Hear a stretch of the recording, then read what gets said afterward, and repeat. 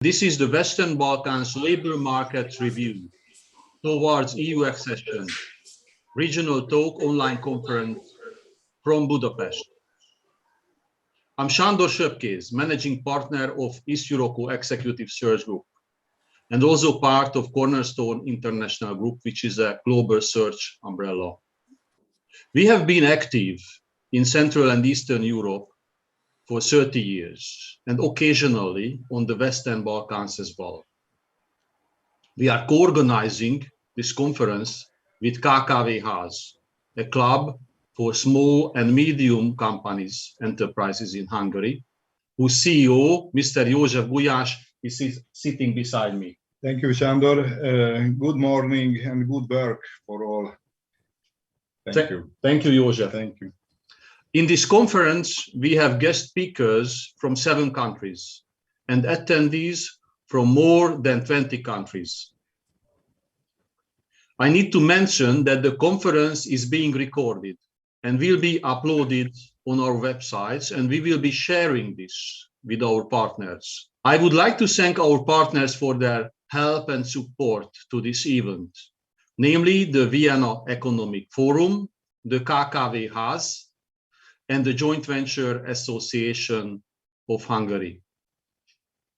I would like to thank also all our guest speakers and their organizations and companies for being here with us today and sharing their experiences and views of the Western Balkans.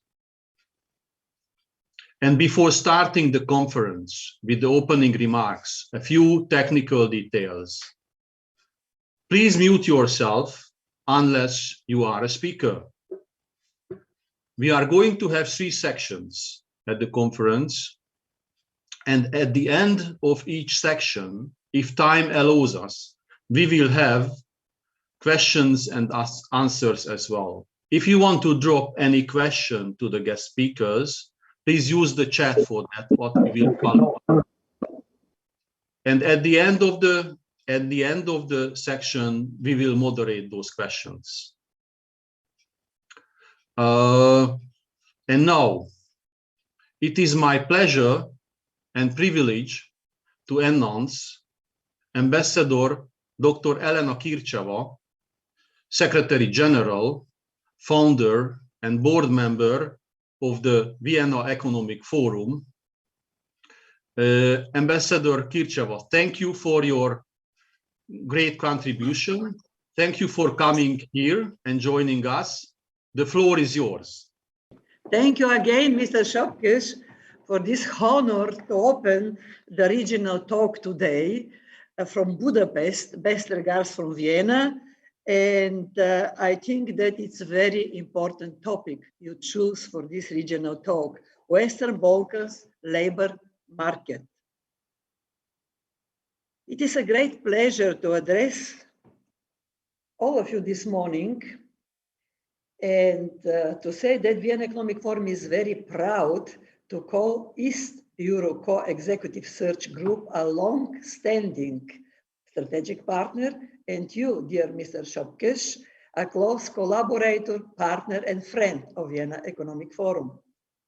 A reliable partner in the common goal to bring the West Balkans to take its rightful place in the European Union family. To work together with you and to do our part for an economically better and secure life of the people from the region. Distinguished Commissioner Várhelyi, in several minutes, we will have the opportunity to hear your invaluable views on the topic of the labor market in the Western Balkans. In your expert opinion as EU Commissioner responsible for neighborhood and enlargement. Let me inform Your Excellency that your statement during the Vienna economic talks on the topic of the economic and investment plan for the Western Balkans, another very important topic for the region, the participation of Commissioner Várhelyi received an enormous amount of positive response. Ladies and gentlemen, it's my big pleasure also to welcome today all active participants, as well as online viewers, and to thank all who will share their extensive and important knowledge and personal experience having the know-how to discuss the labor market in the Western Balkans, as well as the investment climate in the region. Dear participants, Vienna Economic Forum was built on a vision to contribute to the economic cooperation and development of the 13 WEF member countries as a region that grows together. Today, 17 years later, Vienna Economic Forum is dedicated to this vision more than ever. Vienna Economic Forum is committed to make a contribution and to succeed in its efforts to draw more attention to the member countries, to make Southeastern Europe and especially the Balkans region more visible. The Western Balkans is a region that constantly grows. It is a region that undertakes extraordinary and constant steps to join the European Union family. And I'm convinced it is our common duty to try to define, to meet and to help the realization of the public and private interest in relation to various projects in the region as part of a united Europe.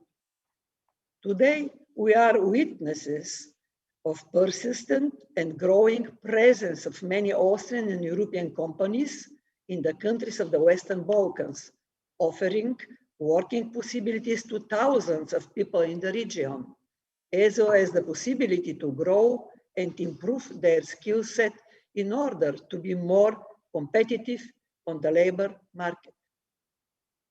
Their presence in the region alone is a witness to the progress and the pace with which these countries have adopted and adapted to the European standards. All of us, we have to learn to constantly evolve and adapt to the changing conditions of the global happenings through the prism of the regional specificity. I'm convinced through this prism. Active and open labor market with employment possibilities to the citizens of the countries of the region, a market investing in the development of skills and lifelong learning, thus ensuring competitiveness, adjustment to the global trends, developing technologies and demographic tendencies. This is a market that safeguards its labor force. Only by putting in the efforts, we can assure that the ongoing brain drain process and massive migration for employment purposes will be stopped, thus securing a proper and highly skilled workforce on one hand and a fair and well-paid working environment on the other. Ladies and gentlemen, dear participants, supporting the growth of a Balkan economic area is the long-standing objectives of Vienna Economic Forum. What is needed is a social change, a real synergy of employers and employees, and courage to see the future of the region and of Europe. We need a vision for the people of the region and further. Prosperity, growth, and the option to make a difference, a change that will benefit us all. Allow me to just point out, if we can learn something from the last years, is that the world is changing fast. Distinguished Commissioner Varhelyi, you stated that, citat, the economic and investment plan is the European Council's recovery plan for the West Balkans, encouraging investments in different areas which are to facilitate the process of creating sustainable growth and jobs.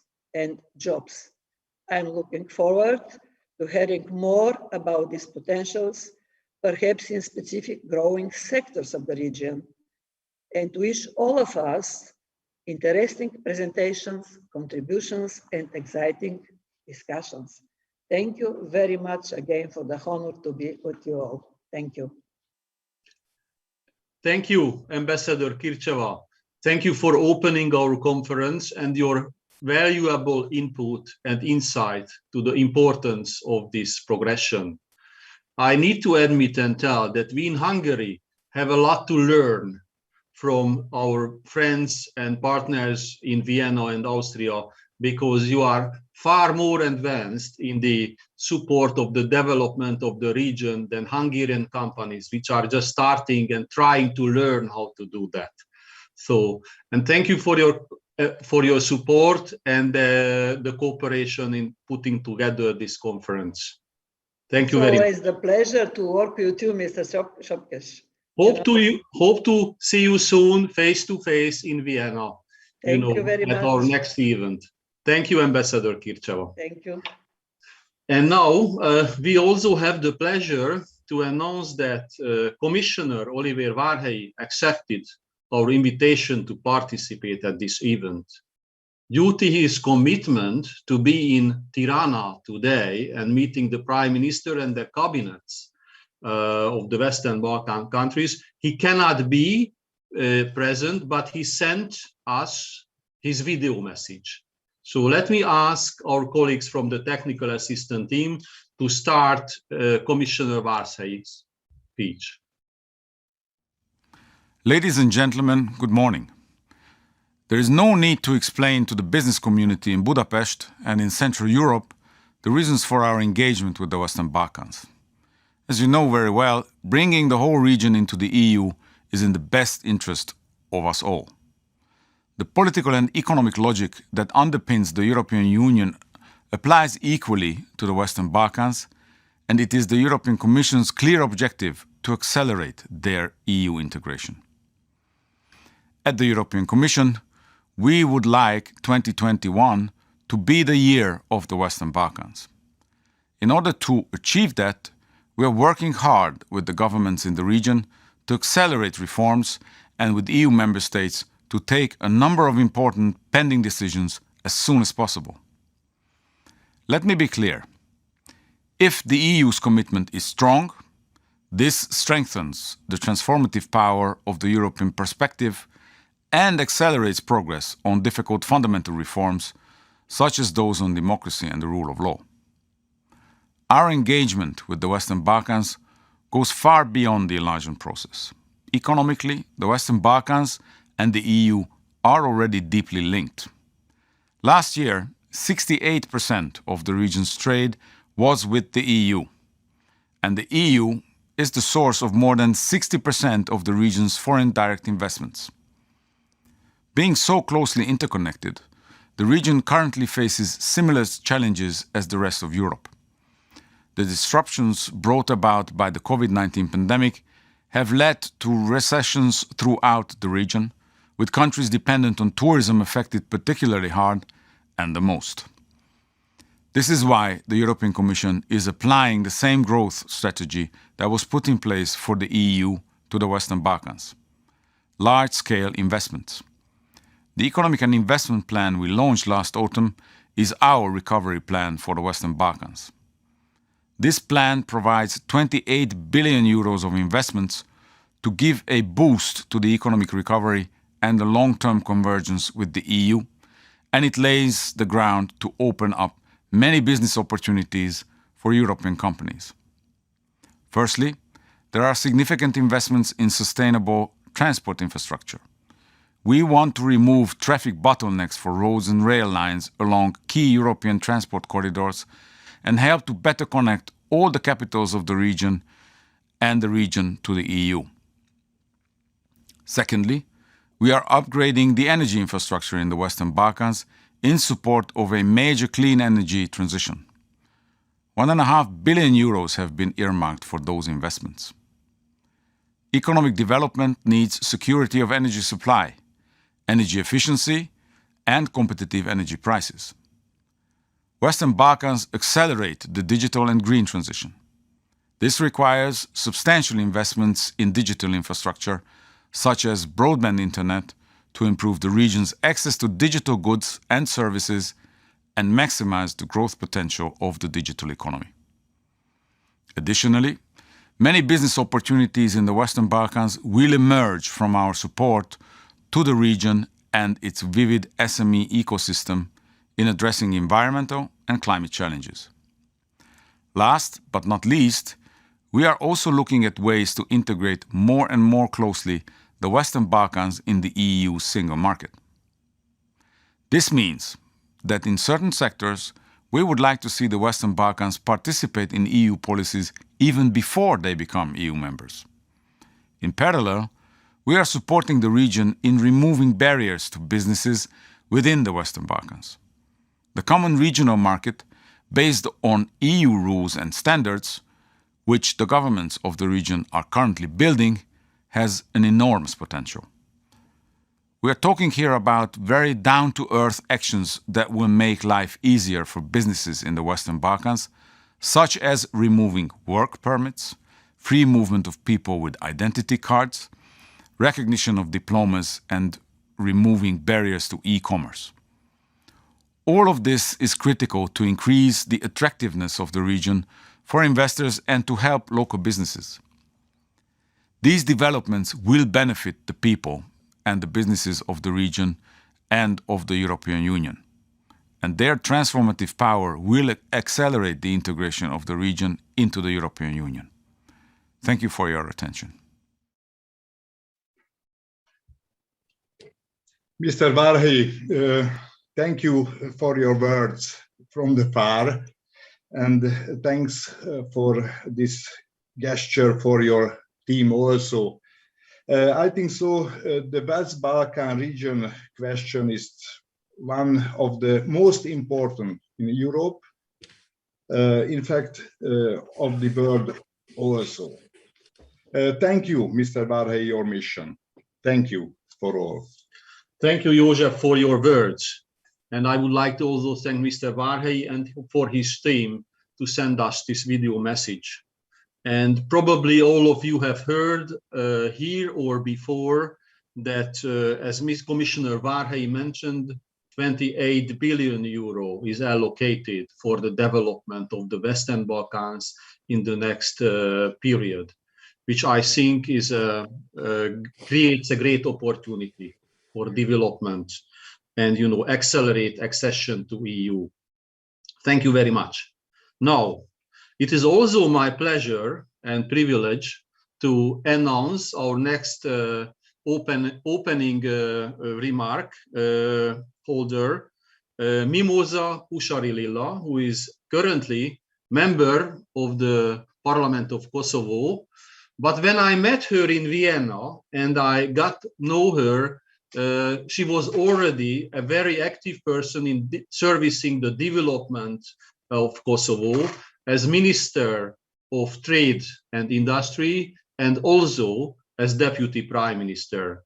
So thank you very much, Mrs. Kusari, to accepting our invitation and being here with us today. The floor is yours.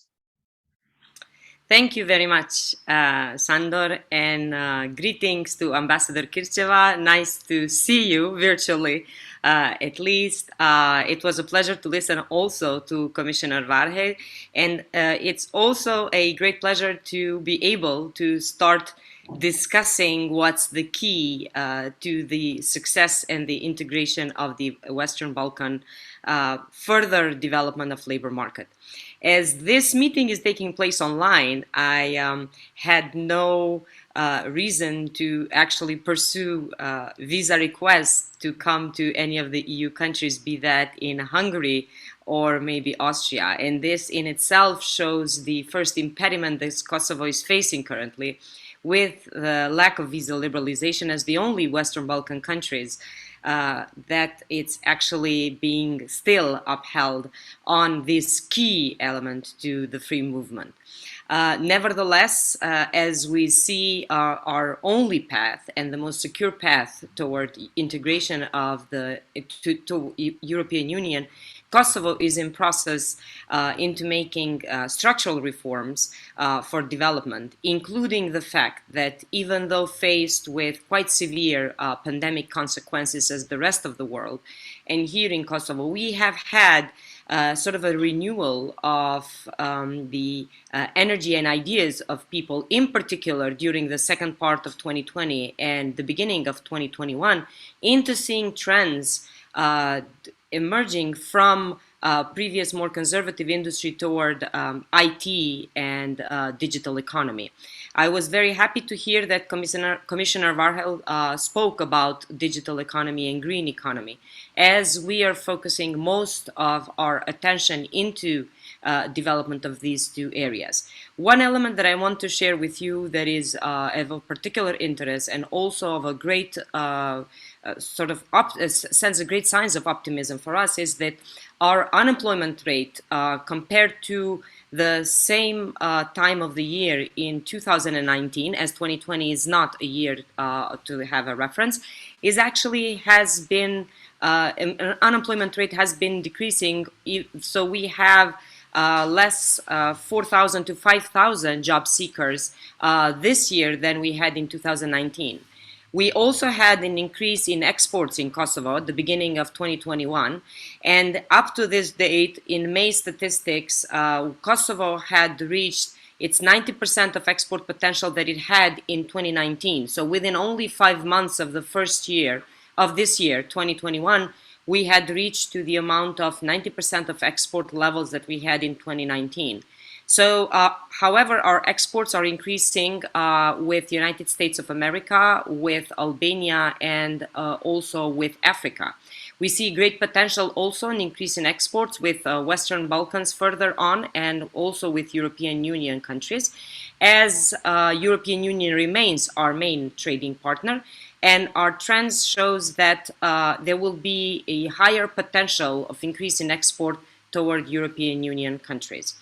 What I want also to divide here is the importance of Western Balkan countries into coordinating the development, in particular in energy transition. As we had this recent event where Kosovo moved to a energy unit block with Albania, we also see this element of compatibility when we look into the energy resources in Albania and Kosovo.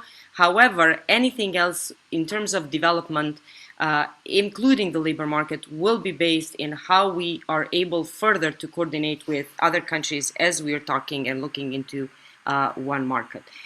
It's going to be very important that Western Balkans keep and maintain their focus into the Berlin process, as freedom of movement, as freedom of flow of goods are very important. And also one element, or the elephant in the room that cannot be avoided, is going to have a great deal on how further the process between Kosovo and Serbia, the dialogue will move forward.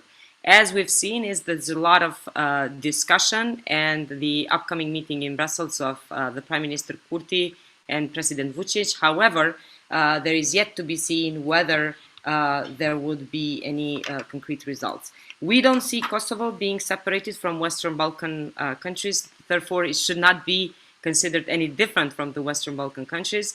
What we see is dynamics of trending and increase of development and optimism and courage, in particular after the recent elections of February 14th. So we want to actually be able to invite all companies from Hungary and from European Union and other countries in Western Balkans to come to Kosovo, as we are moving and passing away from the post-COVID, hopefully, situation with numbers decreasing and being kept really low of infection rates. I think the opportunities to exchange and opportunities to cooperate and include coordination of our policies are higher. With this, Sandor, I will end here, and of course I remain at your disposal for anything, or question, or follow-up remarks. Thank you. Your mic is muted. Thank you, Mimosa, for advising me for the muted microphone. So thank you very much for your words. and also for your invitation to come to Kosovo. I think sooner or later we would like to do so, because it's good to have online conferences, but we want to get back our original conducting way of business. So definitely to meet in person cannot replace on long term these online meetings. So whether in Kosovo, whether in Budapest or Vienna, I hope that soon we will have the chance to meet and work together. Thank you for coming and joining us, Mimosa. Now, the next guest person is Attila Galambos, who actually I met in Albania in 2009. We had a business mission organized by the Capital Export Committee of the Joint Venture Association. And Attila was someone very helpful to us, who helped organizing a lot of meetings and arrangements when we visited the Western Balkan countries, including Albania. And Attila has been the president of the Western Balkan chapter of the Hungarian Chamber of Trade and Commerce. Attila, welcome. Nice to have you here. Are you with us? Yes. Thank you, Attila. The floor is yours. Thank you very much, and it's very nice to be together again with you and your colleague, Mr. Gulyás. And thanks for your nice word. And let me allow to welcome to participate in this today's event with special respect to Mimosa Lilakusari, who was former Deputy Prime Minister of Kosovo, and whom I had the good fortune to meet in 2012 on the occasion of the Kosovo Business Forum in Budapest. And that was the first, one of the first appearances of the new state. And from the Hungarian side, we were the organizer of this successful meeting, I can tell. So, let me talk about a little bit how is the connection between Hungary and the Western Balkan 6. So for Hungary, the Western Balkan 6 region is one of outstanding importance for an economic, political, cultural point of view.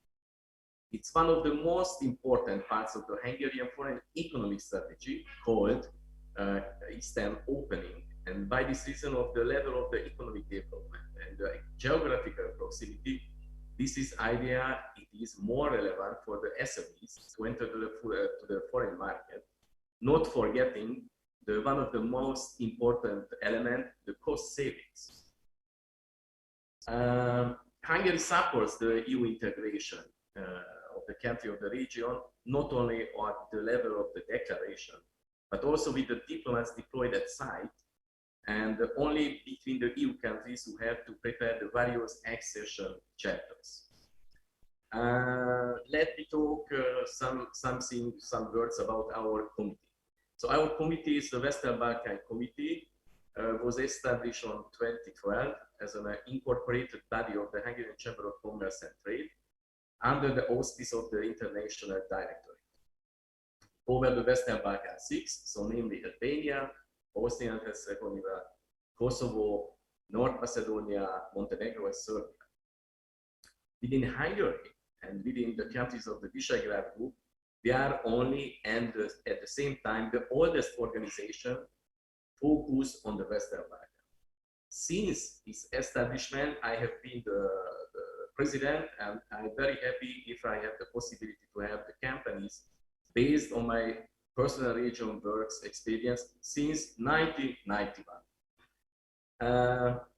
We have 95 members, with a variety of the activity and the company size, as well as ownership structure. So there are large public companies and private SMEs too. It feels really very good that the number of our committee is growing year by year. Our members are from different sectors as construction, finance, IT, environment protection, tobacco, pharmaceutical, lighting, water industry, food industry, logistics, and consultants. The tasks, so our tasks of the committee in one of hand to create a platform for its member to contact company from the region, and on the other hand, to convey the various decision makers the problems that arise at the company level, as for example the custom clearance and other practical things. Our activities are organically aligned with various governmental bilateral agreements, as we have Hungary, the platform of joint economic session each country from the region, and we have other different bilateral agreements also. As I mentioned, we maintain a close and leading relationship with the chamber in the region and with the Western Balkans 6 Chamber Investment Forum as an umbrella organization they created 2 years before. We have also concluded a number of the cooperation agreements with these chambers, institutions, and more recently, we have the new activity to make agreement with the large cities, Kragujevac, and probably Sarajevo will be the next one. We also concluded a cooperation agreement with special organizations following the initiative of the actual EU period as the green activity, climate protection, and the digitalization, digital compass, and e-governance. The aim of this all of this is to promote to work the companies, to help them in the implementation of the relationship between the Hungarian and the regional companies to work together. So by this activity, even we can contribute to keep the workforce in place, as labor migration is huge, but this will be certainly be discussed in the next part of this event. The agreement provides a framework for specific activities such as the organization of the economic forum, business meeting, B2B, round the table, etc. We provide a continuous appearance to the embassies and institutions of the country of the region so that they can share their most important news with our members. By regular monthly based newsletter, we try to have the members to be informed in the pandemic situation. Also, we have the special edition presenting the pandemic regulation mainly from the point of view of the business travel. In addition, the large general forums also organize the thematic and more intensive meeting. Upstairs, we organize business trip to the region twice a year and receive the business delegation from there too. The last more than 1 year has not been conducted to such personal activities, so we have switched to online forum, which also have a benefit, as it's more easier to make the appointment for all participants in the same time. But of course, we hope to get back to the face-to-face meeting soon, and we are already organizing to our committee our first business trip in the second part of this. Before thanking your attention, I would like to reflect to the words of the speaker before me, mainly Mr. Varhelyi. So I can tell you that the frame established by the politicians, it's for us who are working on the market, and we are closely working with this institution to realize the idea that they put on the table. So thanks for your attention, and I am in your disposal during this meeting or later on if you have any question or if you have any comment. Thank you very much. Thank you very much, Attila, for your opening and the valuable information you provided for us. Now, from the Hungarian perspective, we have seen that there are a few large companies and investors that have been in the Western Balkans for a while.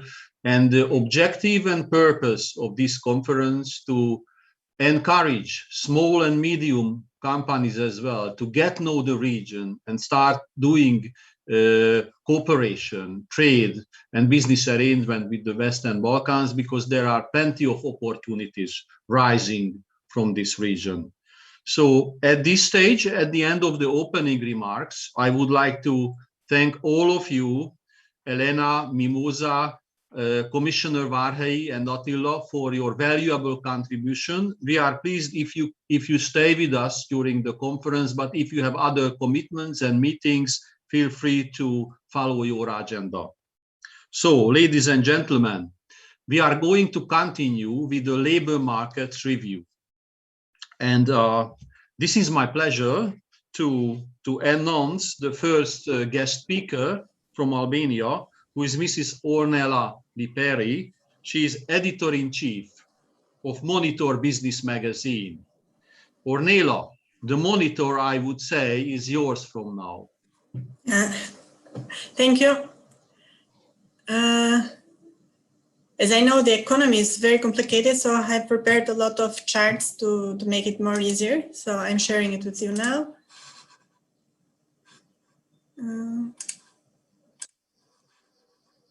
Okay.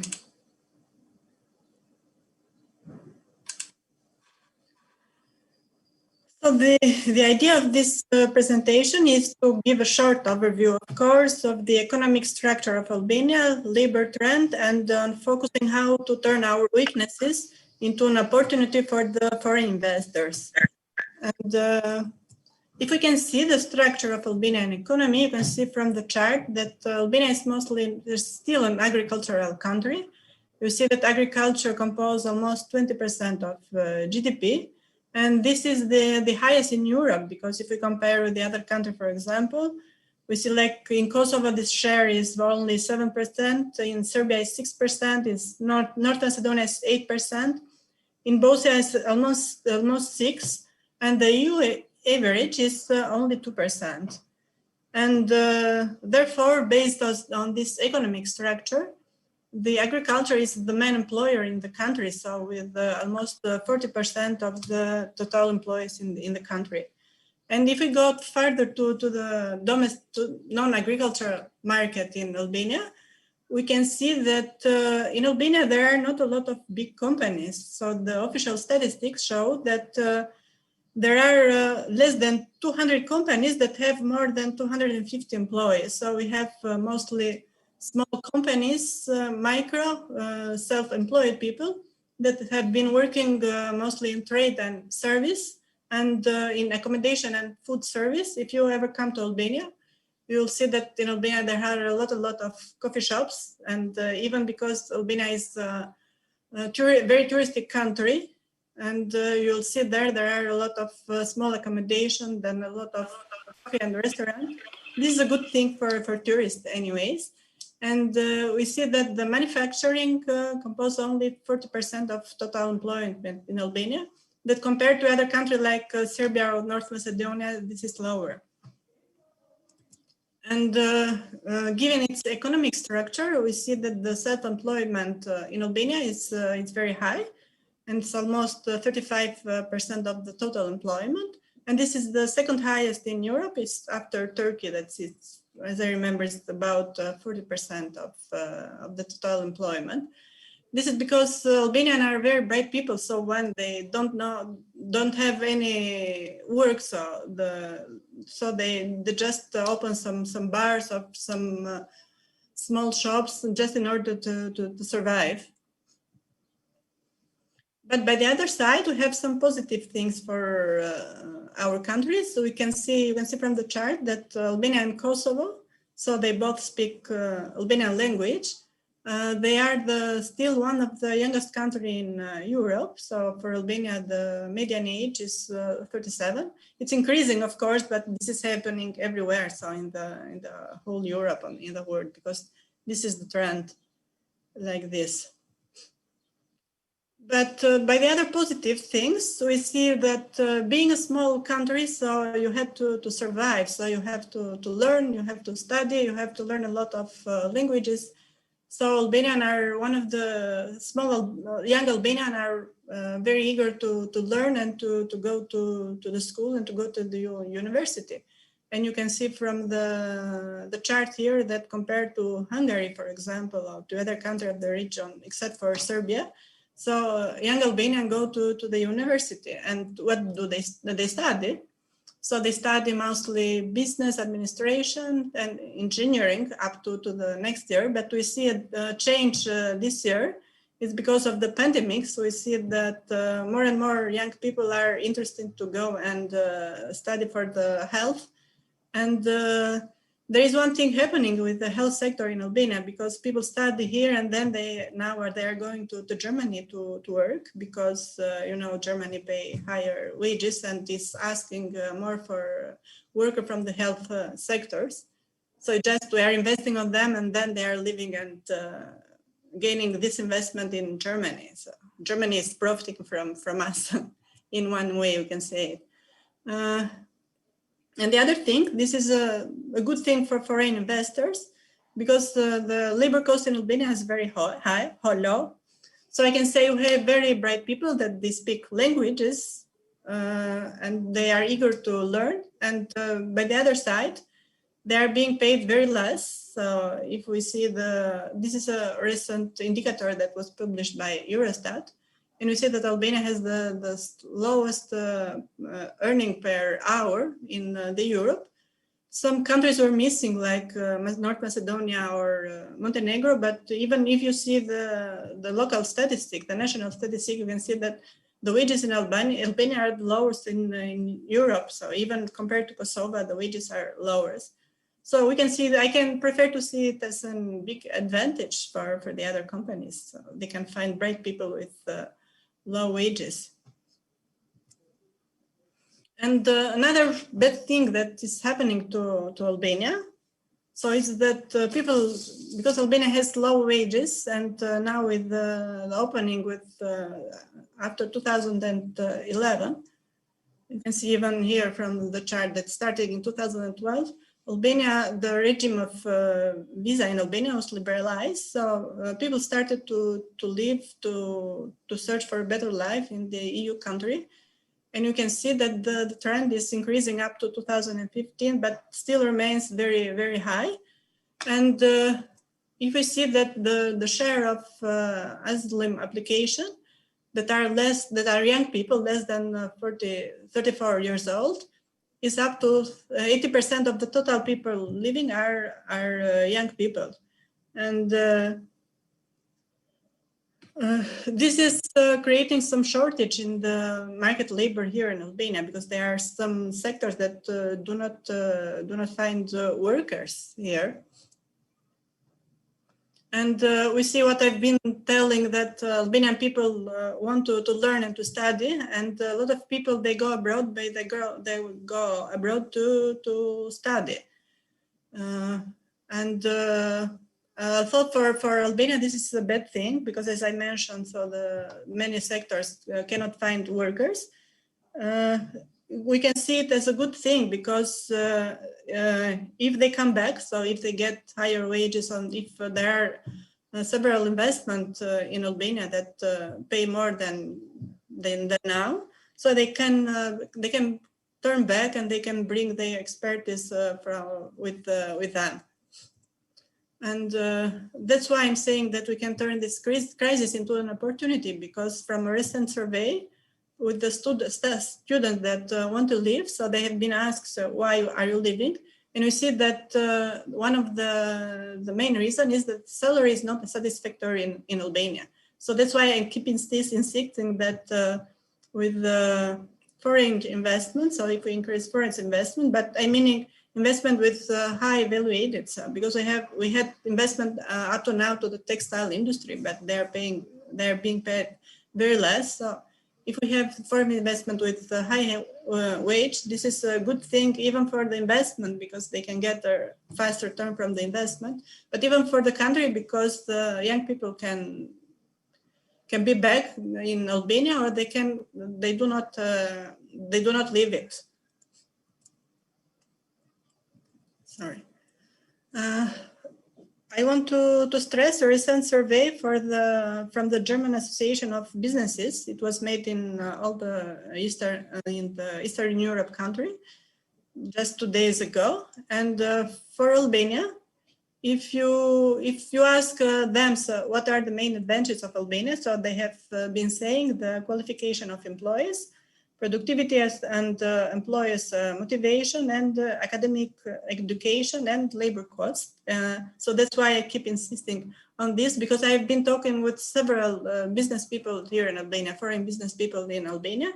And what they said that Albanians are very bright, they speak very good at least 2 languages, and they understand the task very, very fast. So they are multitasking, and they can be highly adaptive to new culture. For example, I can mention one sector that was fast, very fast, that developed in the last 10 years. So it was call centers, because from Italy, because all the Albanian people were speaking Italian, because they learned it from the TV. And now this sector is changing, because I was told recently that the companies are asking from IT programmers, so we're going to hire instead. And shortly, I want to mention some of the main sectors in Albania. Albania is a beautiful country. You should visit it if you haven't visited it yet, because we have the culture, we have the tradition, we have the history, and we have mountains and lakes, and so you can find everywhere in Albania. Everything in Albania you can find it for in 5-hour driving. You can find everywhere, and Albania has become a very touristic attraction in the last year. So except for the 2020 because of the pandemic.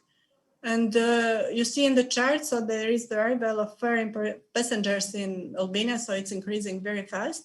And this is attracting investment mostly in hotels. So we have all the brands now coming to Albania and investing in resorts. And I mentioned in the beginning that Albania is a very agricultural country, but we can see there is a paradox here, because we have the agriculture, but we don't have the agro industry. So I think this is a very good sector with a very high potential, because if we compare, for example, Albania has almost 20% of GDP of agriculture and less than 1% of food processing industry. And in Serbia and Macedonia, we have only 6% of agriculture. And then the food processing industry has almost 3% of the GDP. And the last sector, so there are several sectors, but I just mentioned some of them, is the energy. So Albania has a lot of rivers and has a lot of sun, so it has 260 days of sun per year.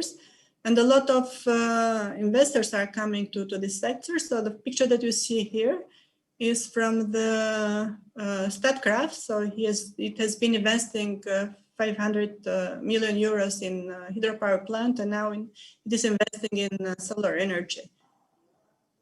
So just to summarize what I want to say, that it is true that Albania by the figures, so if you see the figures, Albania is one of the poorest countries in Europe. But if you come to Albania, you are not going to sense this because you can see it's a bright country, it's developing. It has a lot of people with high energy. Just what we need was just some more value-added investment, and I think the situation will get better. And the last thing, that Albania can recover very fast, because, for example, when the pandemic started, EBRD forecasted that Albania would fall with 90%, so one of the highest in the Europe, in the Balkans. But what we see now is that Albania fell only 3.3%, and if we see the exports now are higher than they were in 2019. So the economy is recovering very fast, and we expect to reach the level of 2019 this year. So this is a good thing, I think, and show how bright the small countries can be, so with bright people. Thank you.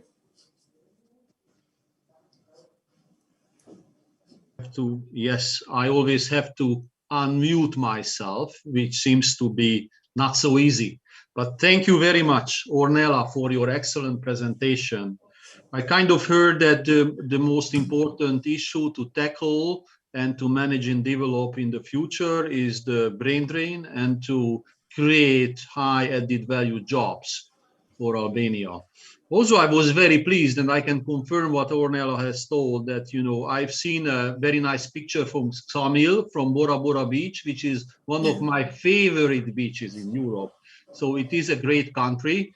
and I think offers excellent opportunities, not only for touristic purposes as well, but also for business objectives. I encourage the participants in the Zoom to, to send and drop questions if they want to get any details from Ornella. Thank you, Ornella. And we will see if there are questions to be answered at the end of the sections. Let me also introduce Bešar Kondi, my colleague from Albania, who, if you have not met him yet, he has been a great help and assistance of putting together this conference. So he continues with his effort to support ourselves, to make it professional. Thank you, Bešar. So the next speaker is from Kosovo, coming from Kosovo. She is a lawyer and CEO of Advoco Solutions LLC. She is a very active past member of American Chamber of Kosovo. She is Arieta Spahiu. Arieta, I can see you are here, you arrived. Thank you very much for joining us. From now on, I would say the monitors is yours now. Thank you, Sandor. Dear participants, dear organizers, it's my pleasure being here in this virtual platform where many esteemed professionals has joined to discuss the new business life, maybe after the pandemic. So the world somehow is being revived in this waking up from the pandemic. I will not enter into statistical data when it comes to Kosovo because I think that there are many online and potential investors, they can have access to this statistical data. By nature, I'm a practical person, so that's why I'm going to tackle this issue from the practical point of view. As Commissioner Varhey mentioned, the EU companies are looking for easiness of doing business. So in terms of that, as per the World Bank Doing Business 2020 indicators, Kosovo is the 57th amongst 190 countries in terms of doing business in an easy way. You can establish a company within 3 days. You don't need to have a capital. Let's say the legislative regulations are very easy. The thing is, you don't even have to establish a company in Kosovo. You can outsource whatever, let's say, EU company is dealing. It can be finances, it can be support, it can be virtual support. So the thing is, you don't have to be in Kosovo, and pandemic, it did outline this, and it did show us that in order to be connected and in order to work, you don't have to be in the same place.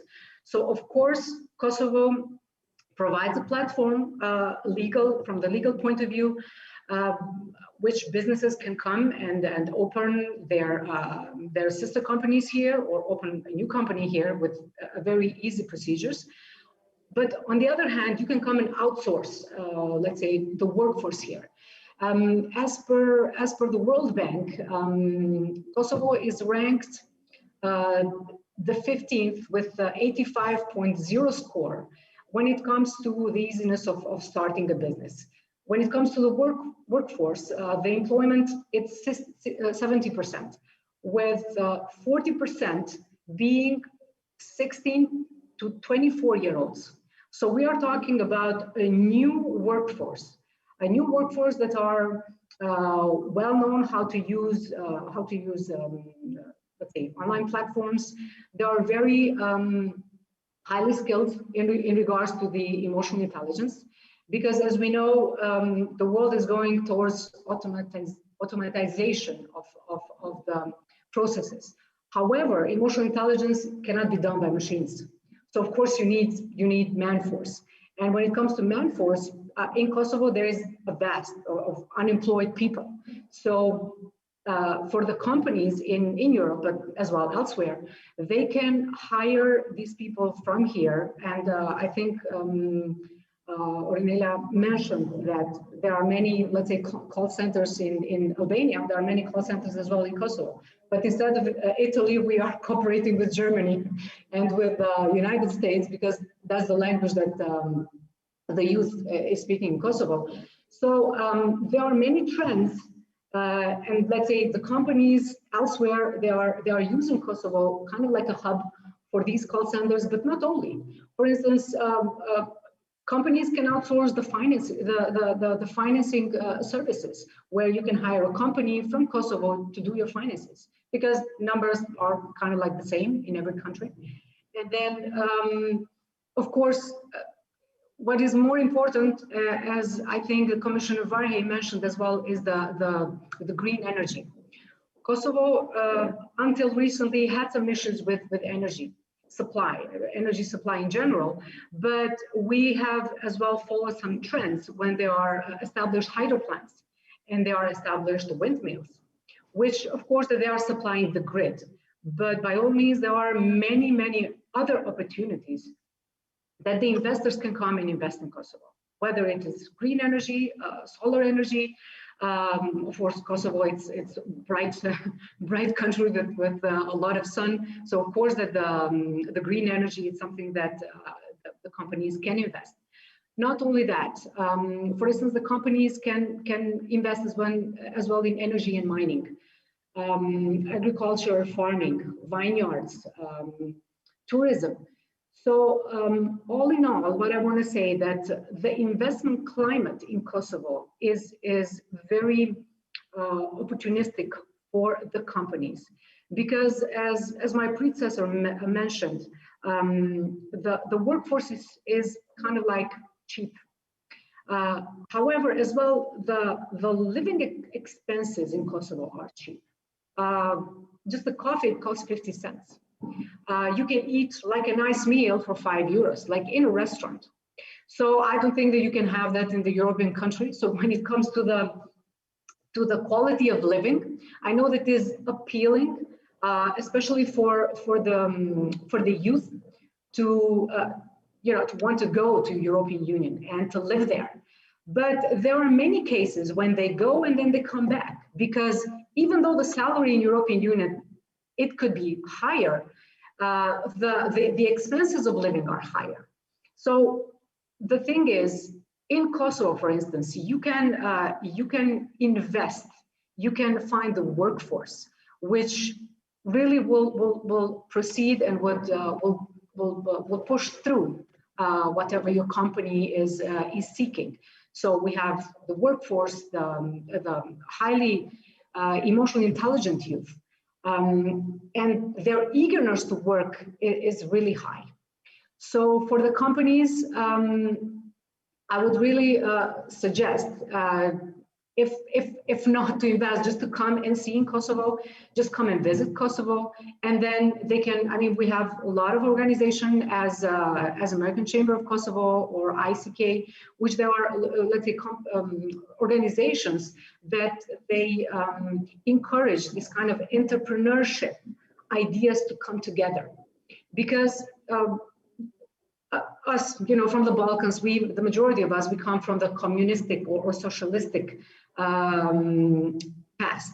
So entrepreneurship is not such an idea that it's inborn with us, because the idea that the average person has is, oh, I need to have a job, I need to have a security. So entrepreneurship is something, of course, you're born with it, but of course that is as well nourished since the young age. So even though in Kosovo there are entrepreneurship idea, still we have this mentality of finding a job versus opening a company and creating jobs for others. So I would encourage the entrepreneurs to come and use these hubs in Kosovo for interconnectedness, because if not, I mean, pandemic, it was not all bad, because it created this virtual connection. And it taught us that you don't have to be in the same place in order to cooperate or to push your agendas forward. So that's why these organizations that I mentioned, they really promote this kind of entrepreneurship ideas. So I would suggest, let's say, investors, potential investors from Europe or elsewhere, to come and visit Kosovo and to approach these kind of organizations and ask for forums and let's say events, which of course we are waiting as well an event from you, Shandor, and from your let's say future events when we will have like kind of like this interconnectedness in person, because the virtuality it lacked that small thing that we as human seek, and which is social connectedness, because we are social creatures, so we need that. Saying that, I would like just to conclude that there is a lot of opportunity in Kosovo. I mean, I tackled the issue of the easiness of doing business, the energy, the highways, because we have a highway with Albania, we have a highway with Macedonia. So when it comes to infrastructure, it's really developed. We need a workforce. If you need a workforce, please come. We have it. Like 70% of people are unemployed. You don't have to establish your company here, but you can. You can hire, let's say, the workforce from here to do, I mean, and outsource to do your businesses elsewhere. So there are a lot of opportunities in Kosovo, and I would encourage all the potential investors to look for Kosovo as a place for their investment. Thank you. Thank you very much, Arietta, for your insight and for your great speech. Now, the thoughts I marked for myself, which you mentioned, cost of living is relatively lower, while quality of life is relatively higher. And also what I heard from you, that the investors get a value for their money, for their bucks, which is, I think, a great opportunity for countries like Hungary as well, and for smaller entrepreneurs and companies with a shorter background and history. Because probably we could not compete with the large international companies in the US and in the Western Europe, but there are opportunities where we can enter and do some development work together with the local ones. Now, before moving forward to our next guest speaker, I would like to recall a few messages from Commissioner Várhelyi. Mr. Várhelyi mentioned that 28 billion euro will be allocated to the Western Balkans. And there are four areas to allocate this amount. We heard transportation and connectivity. We heard energy, green energy, decrease of the carbon footprint, renewables, gas interconnectors, efficient use of the energy. We heard digitalization, internet, e-commerce. And one, maybe the most important, is human capital, training, education, labor markets, to decrease brain drain, and also to create more attractive local labor markets. I think these objectives can contribute a lot, and there will be funds dedicated to walk towards that direction, which is, I think, a great opportunity for these countries, and also for those countries and companies that have experience in assisting such a, exercise. Now, this could be a question for all of the guest speakers at a later stage at the end of the panel, to see how this could be tackled locally and to make the best output, to reach the best output of these objectives. Now, thank you, Arietta. This is my pleasure to announce our next guest speaker, Mrs. Amina Karic, who is Vice President of Operations Authority Partners, an advanced IT solutions company, and also the first Vice President of AmCham Bosnia and Herzegovina. Amina, thank you very much for joining us today at the conference, and thank you very much for the support of your company and also of AmCham Bosnia and Herzegovina. The monitor is yours. Cannot hear, please unmute yourself.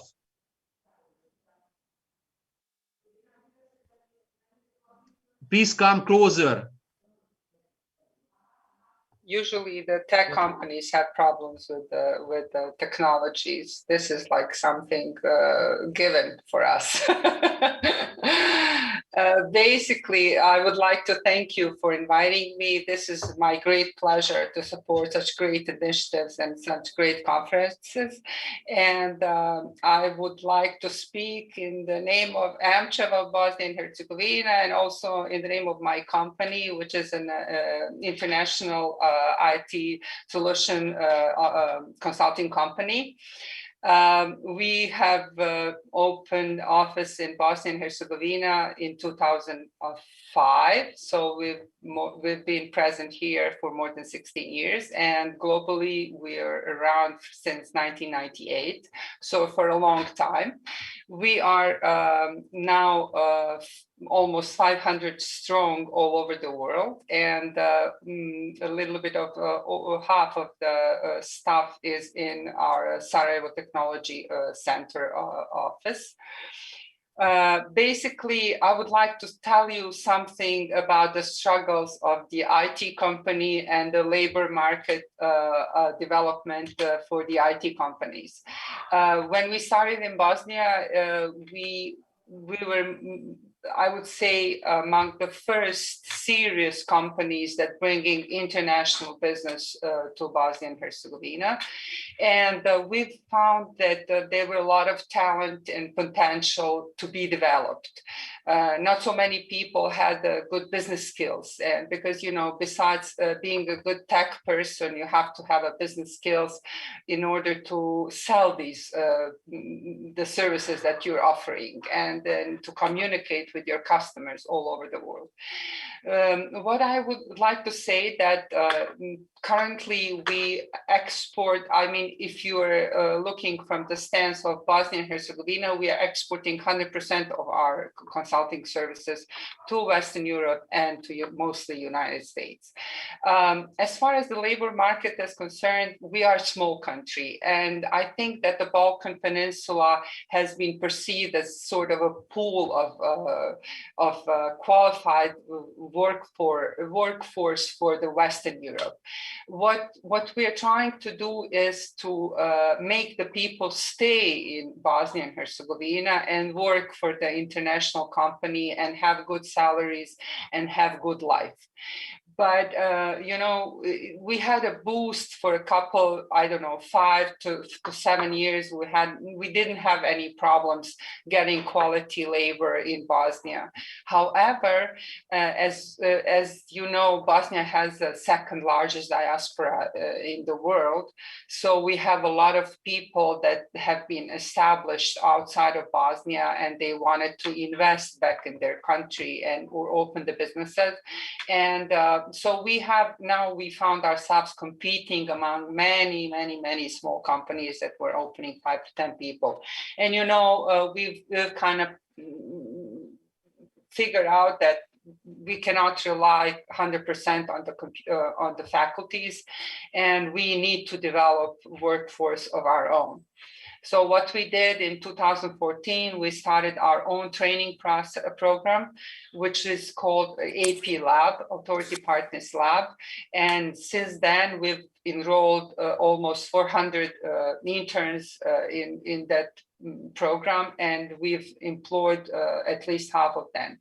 I would just like to say that like the other half found their jobs in other companies or unfortunately moved out of the country. So what I'm saying is that besides having a sort of starting education in university and faculties, the companies really need to invest, especially tech companies, into developing workforce.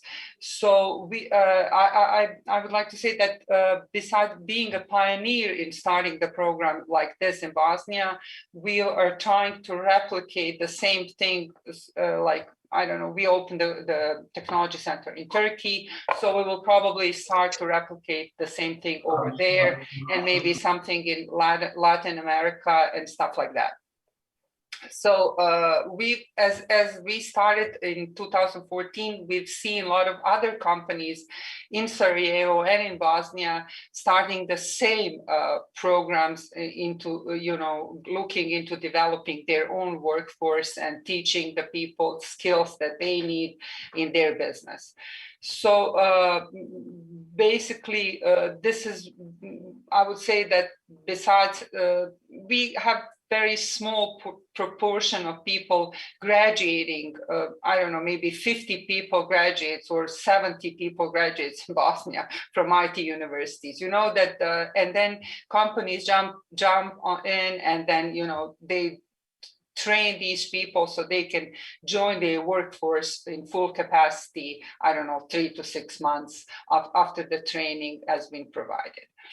So I think that this is very important, that even being maybe for the companies that are not in IT sector, that they are really invest in developing workforce, in like starting some training programs for them, etc., etc. I know that the big company, which is Prevent in Bosnia, they also have their even though they're blue collar training force, but they're training people and then using them,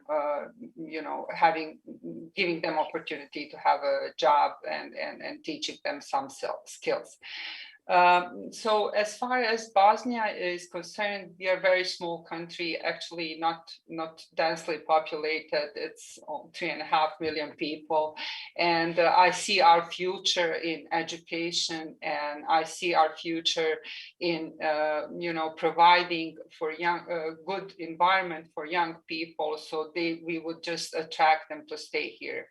As Arietta mentioned, they can maybe get a bigger salary, a higher salary in the Western market, but the quality of life and that can be provided in Bosnia with the bigger salaries that maybe tech companies can offer, it's totally different. Plus, we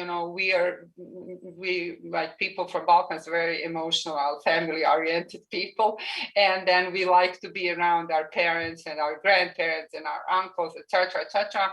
So at the same time, you can make good money and still live to see everyone almost every day. That's sometimes not fun, but you have to do it. So basically, we are working very hard to provide good living for our people. So they can really have them good living for themselves and even help their families.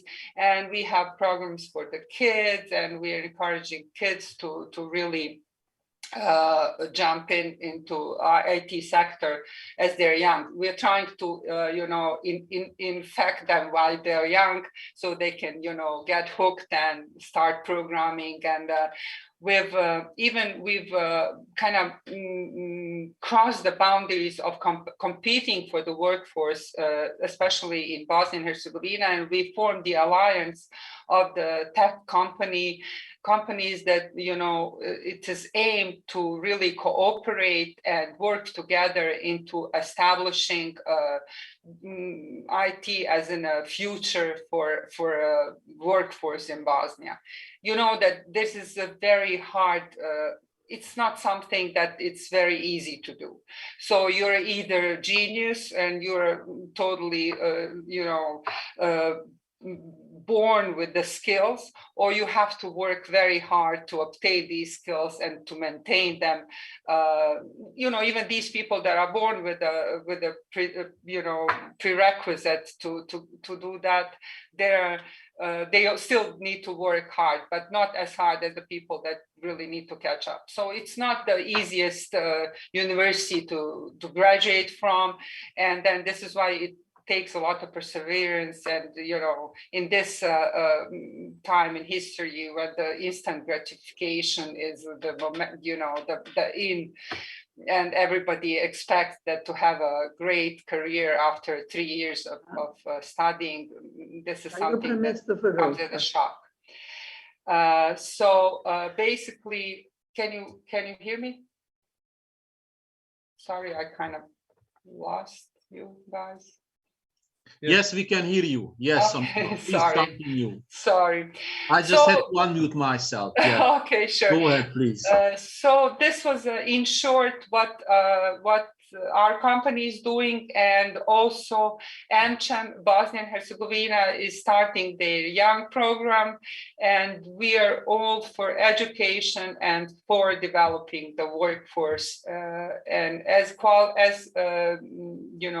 as possible, and of course aiming at the quality workforce as well. Yes, always to unmute myself. Yes, Sure. Amina, thank you very much for sharing your experiences and views with us. I have noted 3 words. One is education, the second is needed required skills, and the third was young generation, young people. And these thoughts are somehow relating to the questions that we are seeing, and which will be questions to all of the guest speakers after the presentation. So all of you can react or respond to it if you say you can add something. One of these questions was that, what will be the most important winning skill to be successful in the future labor market in the region? We have heard so far that language skills in general are good, compared even for Hungary, where language skills are, I think, much weaker than in the Western Balkans. But which are the skills to develop? Which are the top 3-5 skills to develop in the future? Now, also, another question was raised, are there best practices or policies initiated by the government or NGOs to somehow integrate the young generation into the labor market? So these were 2 questions just to mention for you. You can think of that and maybe come back after the next presentation. Who is coming from North Macedonia? Mrs. Maria Milevska. Mariana is a project manager at the United Nations Development Program. So, Mariana, are you with us? Yes, I can see you. So, thank you for joining us, and the floor is yours. I mute myself. Thank you, Sandor. It's a great privilege to be here, meeting you all, meeting you online. Hopefully, very soon we'll have to meet in person. It has been very inspiring, also in the opening speeches of the commissioner, what to expect in the upcoming year as Western Balkan, and where are the 4 areas where we will put our priority in the future. I will try to present a few of the things that we have done in the past year as UNDP jointly in partnership with the government, particularly the Ministry of Education. And 2 of these areas are particularly linked with this. Digitalization is something that we had in mind, and as well the human capital development. So I will try to share my screen, my presentation. There aren't many data in the presentation, but there are very nice pictures that are real, coming from Macedonia. I think I have some problem of sharing it. Sorry, just give me one. We did see it coming. Yes. You did see it coming? Do you see it? No. Is everything okay? Yes, we saw the first page. Yes. Okay, great. Thank you. Now we see. It's full screen. Full screen. Yes, good. Thank you. For steering my monitor as well. So UNDP has in the last years, in the last year, started a project that worked together with the Ministry of Education, as I mentioned. The short abbreviation is Skills for Future. So what was mentioned in the previous presentations that were very also inspiring from the other countries is something that we aimed at with this project. Having the relationship and the partnership with the Ministry of Education it seems that there is a need to support the reforms in the country in regard to system, education system that will work to the new reality, to the new situation. So one of the questions that popped up when we tried this joint endeavor with the government was why is there is a need to develop skills building ecosystem that will work for the private sector and also public sector labor needs in the future. As you can see here, this is a photo from a textile company. It looks very messy. So we kind of selected two sectors to pilot our initiatives. And these were construction and textile initially. And afterwards, we added the renewable energy sector. And with this, we are tackling the third area that will be in focus in the future for Western Balkans. What were the challenges to develop this skills building ecosystem? Why we need very good developed skills building ecosystem in the country to address these issues? One particular area is that our companies are really missing modern production technologies, and to try to introduce innovative technologies in traditional sectors. So in textile, we are working on loan, kind of outsourcing methodology for the other bigger companies abroad. What is done in our companies is at the moment that we practically do only the sewing part, cut, trim, and measure, and the design and selling departments, marketing are abroad. This is not very bringing value to the companies and really limits how many people will this sector attract. So the sector is not very attractive for young people. It's a sector that really is having one of the oldest labor markets of all the sectors. People are the oldest, and the young people are not interested. So we need really to find a way to attract young people to enter into the sector in these new emerging jobs where the technology will be used and new trends will attract people to work in this sector. One thing is this is the same situation more or less in the construction. It's not outsourced, but in construction, 1 out of 8 people are young that are working, and we are still as a country facing one of the major challenges is young youth unemployment. So these two things, when we connect, we came up that also these sectors are facing skills gaps and shortages. The modernization is very much needed, essential. This for textile, at least companies, means if they don't modernize in the upcoming years, it's a matter of survival. Practically, they cannot move further with the margins that are at the moment gained, and especially with the young people that are not so attracted to join the sector.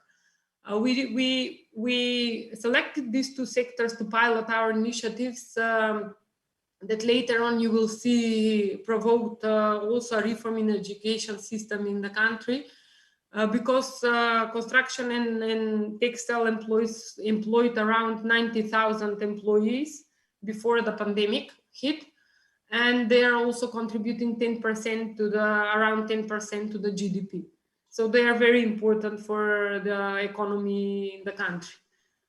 There is a limited support really given to skills upgrading in the workforce, and what we have seen. One of the major development challenges is that we really need networking to fill in what is as an innovation and technology gap in our countries. We face that at the moment technology is all around us. We can find online all kinds of resources, but at the end of the day, linking the dots is somehow missing. So we need really constant consultation in technology, innovation, and new modern ways of dealing business. And we need also substantial training programs for these new technologies. So having faced all these challenges, this is based to immense analysis that we have done in the past year. First, we mapped all the stakeholders in the education system and skills building ecosystem. What are their positive and negative sides, and also we found out what are the recommendations for the future. And after that, we really did a very thorough skills needs analysis on these three sectors. And what we have done in the upcoming. The other question is how to improve really the current skills building ecosystem. We focused on two sides. One is the reforms for the short to term, medium term reforms.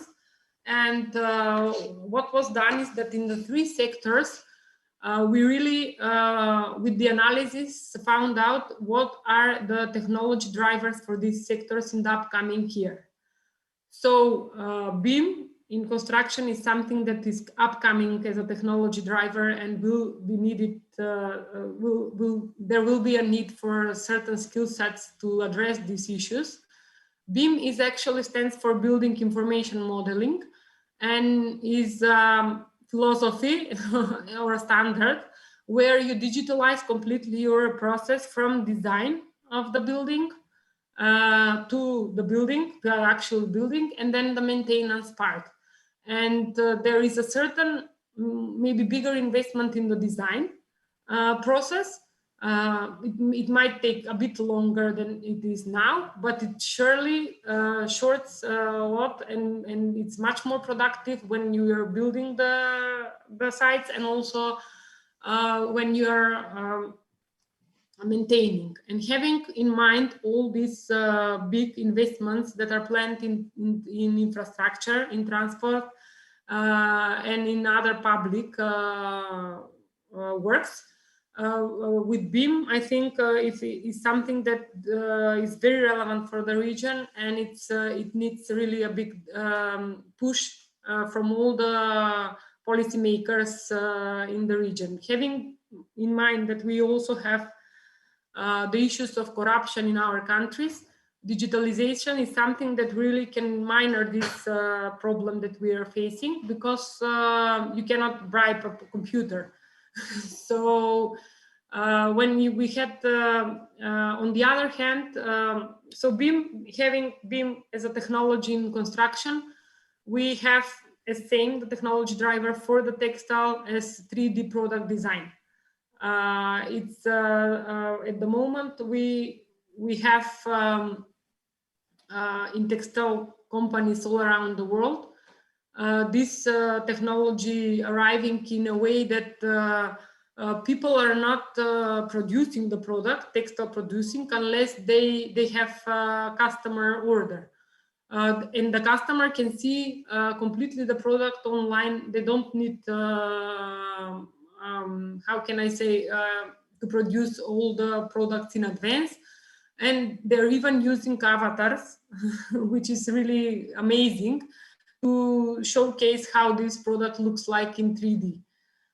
So this was the technology driver for our textile companies, and also the hybrid solar photovoltaics, which is something in renewable energy. Solar energy is something that is really in focus of the country, and it will be in the future, having so many sunny days within a year. And we really need the skill sets there to address these issues. So we had here very good foreign support, meaning the major players in these technologies supported us in developing the training curricula. And in the BIM, we use the Scottish Construction Innovation Scotland, which are really one of the biggest and very important players in the BIM technology. In essence, British are the leading country in BIM, and it was very good experience to learn from this. And then we had in 3D the Italians supporting us, and in hybrid solar voltaics we had also the Slovenians knowledge management center who supported us in this. So having piloted these all technologies, we have reached very big interest from the young people. Around 120 people in 4 months were trained in these technologies. It means that we really need to find an angle that is very important for the young people who are living another reality than before. And this showed us, proved our concept that we are on the right track, that we are, as countries, we are all facing brain drain, and having these technologies that can be learned and done from our countries, but for foreign clients, this can really, we can turn around the brain drain into brain gain. And in this, we supported an educational and training center for future skills that is based in Southeast European University in Tetovo, that will in the future offer these trainings for every company that is interested in, and also will work together with the businesses to develop future trainings that will address these needs for emerging jobs. When it comes to the reforms to the medium and longer term, we have supported also, it says medium to longer because the effects will be done later, but in a year we jointly with the Ministry of Education drafted the law on secondary vet education to set up the skills development system to address these needs. In essence, the law, the new draft law that is at the moment in the process of adoption, envisages how the system will be set up the public sector, in the formal education, and also it opens up a very good space for education providers that are needed to address our needs from the labor market. What does it mean? It means that with the law on secondary vet education, there is a possibility for opening regional vet center. And these regional vet centers can have 3 forms. One form is where public school is transformed in this kind of regional vet center. And this is kind of jointly with the municipality or the region where it is based. It works together with the private sector to address the needs of the labor market, and does skills maps, and based on that really sets up the trainings for the vet education. When it comes to this, the law envisages that there is a privately led also regional vet center, where a private entity can work on this initiative as well jointly with the private sector. We have seen these kind of experiences all around the world. They function a lot, very good, and now the system is set up to accommodate this kind of education forms. And there is a hybrid model as well, where public-private partnership can be set up to open up this kind of education model to serve the needs of the private sector. Doing this, we will further on work on the reforms for how this support system will look like in the future, and to set up the institutional structures. At the moment, the country, the Ministry of Education is looking into opening 3 training sectors, regional vet sectors that will be in 3 regions, and transforming vet schools into these regional vet centers. And also the Future Skills Training Center is somehow also one of the kind of very good initiatives that will in the future set up itself as link between the young people and the private sector in their endeavors to employment. As I mentioned, what we have seen, there are 5 technology drivers that we will focus in the future. As I mentioned, BIM is one of the very important for the construction sector. We found out that there are at the moment architects and civil engineers working for foreign markets, Australian markets, and on BIM.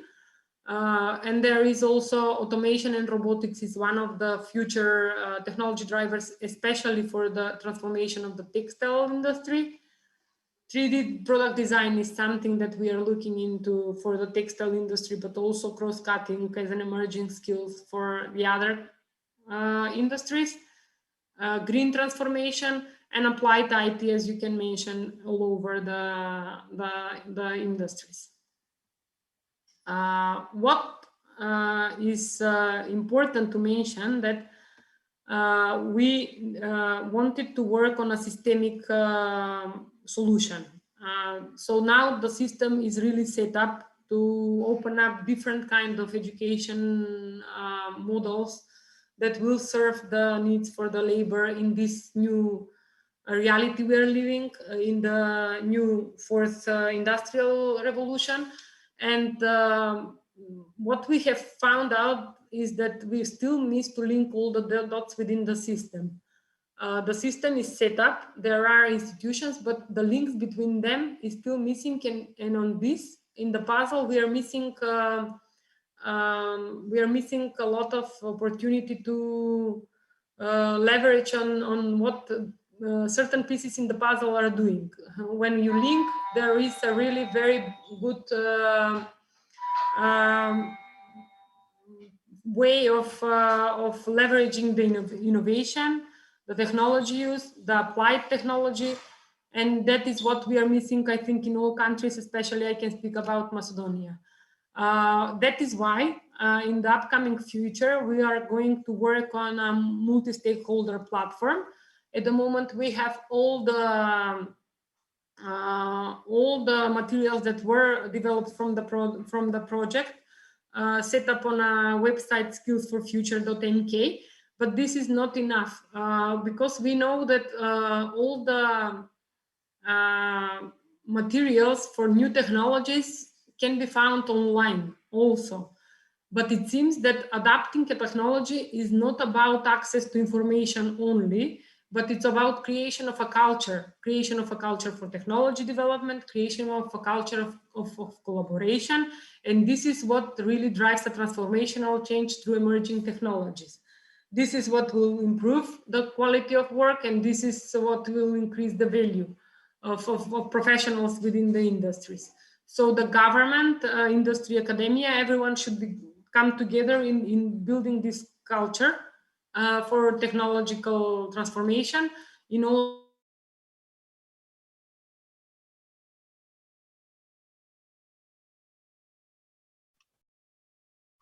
No, we lost you, Mariana. We lost your voice.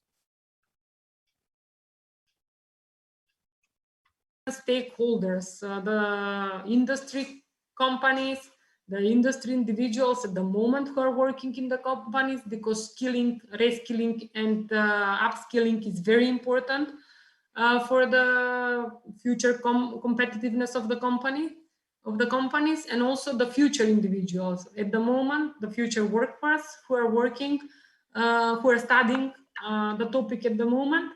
So how to really work on this, and there are several solutions to do it. One is to inform everyone on what's going on in the topic of technologies or these technologies. The other one is to consult, to try to engage them in different kind of joint initiatives. we have piloted this on a very low scale, and it seems that this kind of platforms are very much needed. For instance, we had one event for promotion of BIM technology. On this event, consultant was invited, academic was invited, and also the construction company, one of the biggest, was invited in the country, several of them practically, and the startups were invited. And they have never have opportunity to interact among themselves. And also individual outsourcing BIM in Australia was invited.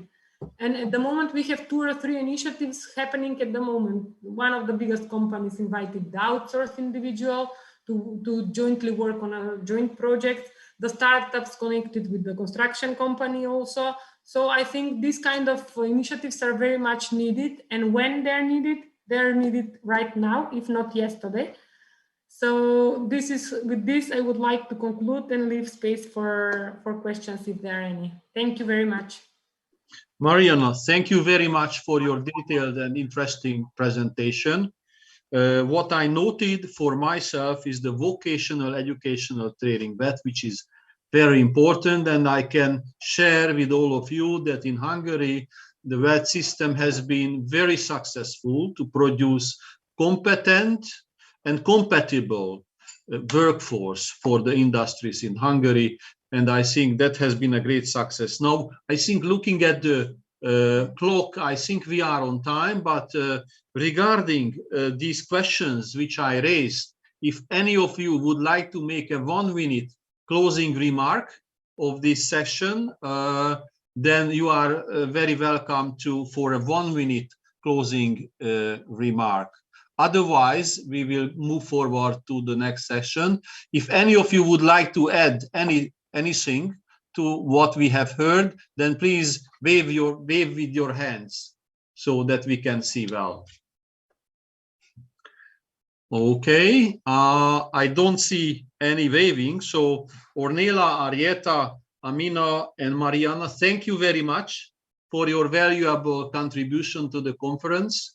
We do look forward indeed to see you and meet you in person and continue with such a conference, maybe at the 4th quarter of this year, and to further explore the opportunities in the labor markets, and also to learn about the development opportunities and needs in this region as far as the labor market concerned. So thank you very much. Now, thank you all of you. You're welcome to stay and follow the conference. So the next section is investment opportunities. And I do have the pleasure to announce our first guest speaker, Marinela Prifti from Albania, from the Albanian Investment and Development Agency. Marinela, I wonder if you are here. Yes, I'm here. Oh, hello. Thank you. Hello, Marinela. The floor is Hello. yours. Thank you for joining us. Yes, thank you. So, let me share the presentation.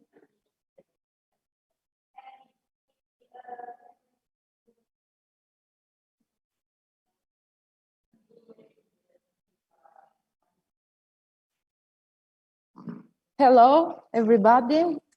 It's a pleasure for me being part of this conference, and I'm glad to represent Albania, our beautiful Albania.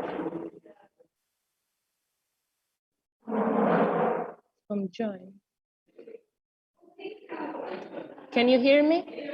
Yes, we can hear you, and also a little background noise also, but your voice is strong and clear for sure. And we can see the presentation. Sorry, just a second. Okay. So being aware of our efforts to improve the business climate here in Albania, we can confirm that we are doing our best to fulfill the business expectations and also to facilitate the process of establishing new investments here in Albania. During this presentation, I will talk about the investment incentives and opportunities in Albania, and for the specific incentives regarding different potential sectors. So, as we all know, Albania has a very strategic location. It is located in the center of the southern Eastern Europe, and also has a very good climate with 300 sunny days per year. It has a very long coastline, and we have some main airports as Durrës, Saranda, Vlora, and Shëngjin, and we have some very good projects on developing these ports. We have national road networks, and the infrastructure is still developing. And we also have a lot of natural resources, as you may see in the slide. And these all are some very good reasons that make Albania a very good place to develop new investments. The first question that comes to a foreign investor, it is why to choose Albania among other countries to make a new investment here. We have a lot of reasons. So we can start with Albania has a very liberal, yes, can you hear me? Okay. Albania has a very liberal business climate. The law on foreign investment aims to ensure a favorable investment climate for foreign investors in Albania. It provides an equal treatment between domestic investors and foreign investors. There is no needed any prior authorization for foreign investments in Albania, and no sector is, you can invest in every sector. Sorry. Foreign investments are protected, and it is allowed expatriation of all funds and contributions in kind related to the investment.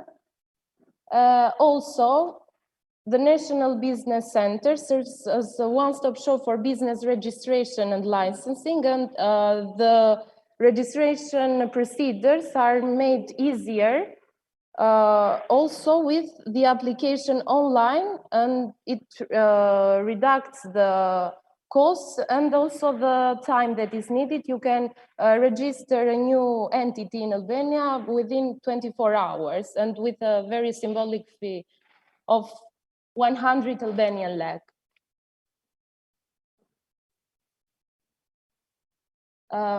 Also, Albania has very competitive labor costs. We have the lowest labor costs in the region. The gross wage is around 420 euros. We have a young, educated, and skilled population. Albania is ranked best in the Western Balkans region for the skill of its current and future workforce, and has very multilingual capacities. Albania has showed this year's sustainable growth potential, and it has custom-free access. We are part of several free trade agreements. Also, we can see a rapid development of infrastructure in Albania, of the roads, energy, telecommunication, and transports. Also, we have very competitive taxation and incentives in regard with specific sectors, as I will talk later, and other sectoral incentives. So I want to start with talking about the investment incentives of the potential sectors that are considered as priority sectors in Albania. Let's start with tourism. Travel and tourism is selected as a very important sector, a great relevance to the Albanian economy and employment as well. As you can see the figures, it contributes 22.2% of employment in Albania and 21.2% contribution to GDP. Tourism is one of the strategic sectors with the most complete incentive legal package in force. So for investments with a special status that have five-star hotels that have a brand name and that are considered of strategic importance for the country, these investments may benefit from the usage of public property with a symbolic leasing price of €1. But also they may benefit from the reduced value-added tax of 6%, exemption from the corporate income tax for a period of 10 years, exemption from the tax of impact on infrastructure, and from the tax of building.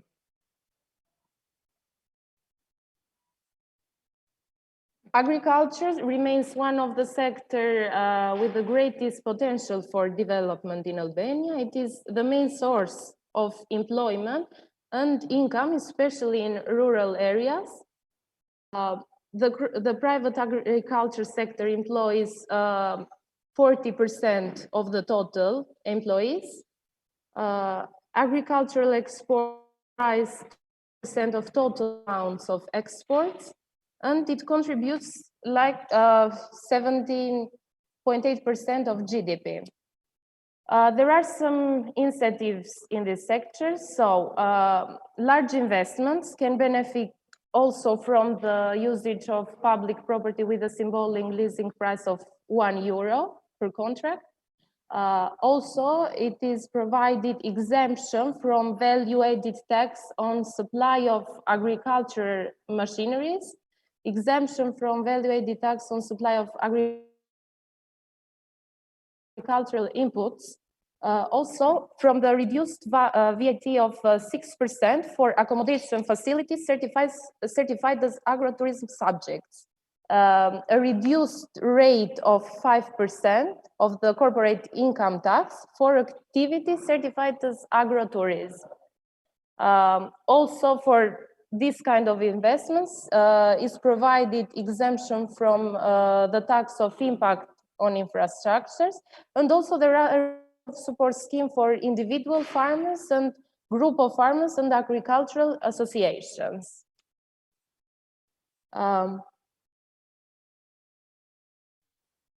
Another important sector is energy and renewable energy. It is currently the most important sectors in terms of foreign investments, let's say. It attracts 31% of the total FDI in Albania. It has an overall contribution of 33% of the GDP.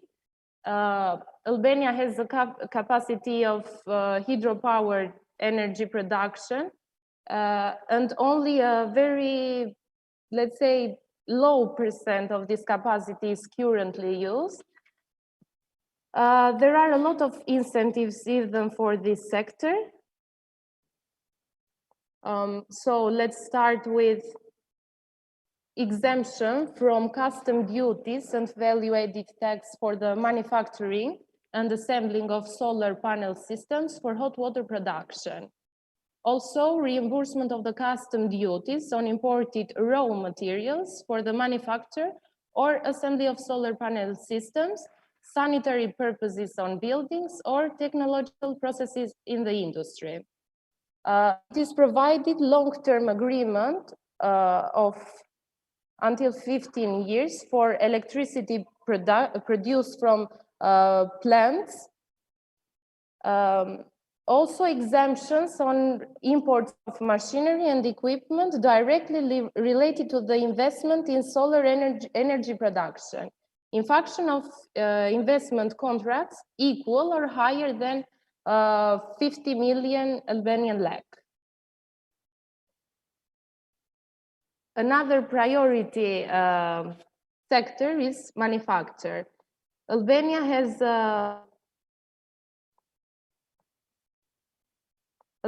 a very strong and vibrant manufacturing sector, driven by highly successful enterprises, mostly in textile and footwear industry. It represents about 5.7% of GDP and accounts about 10.9% of the total employment in Albania.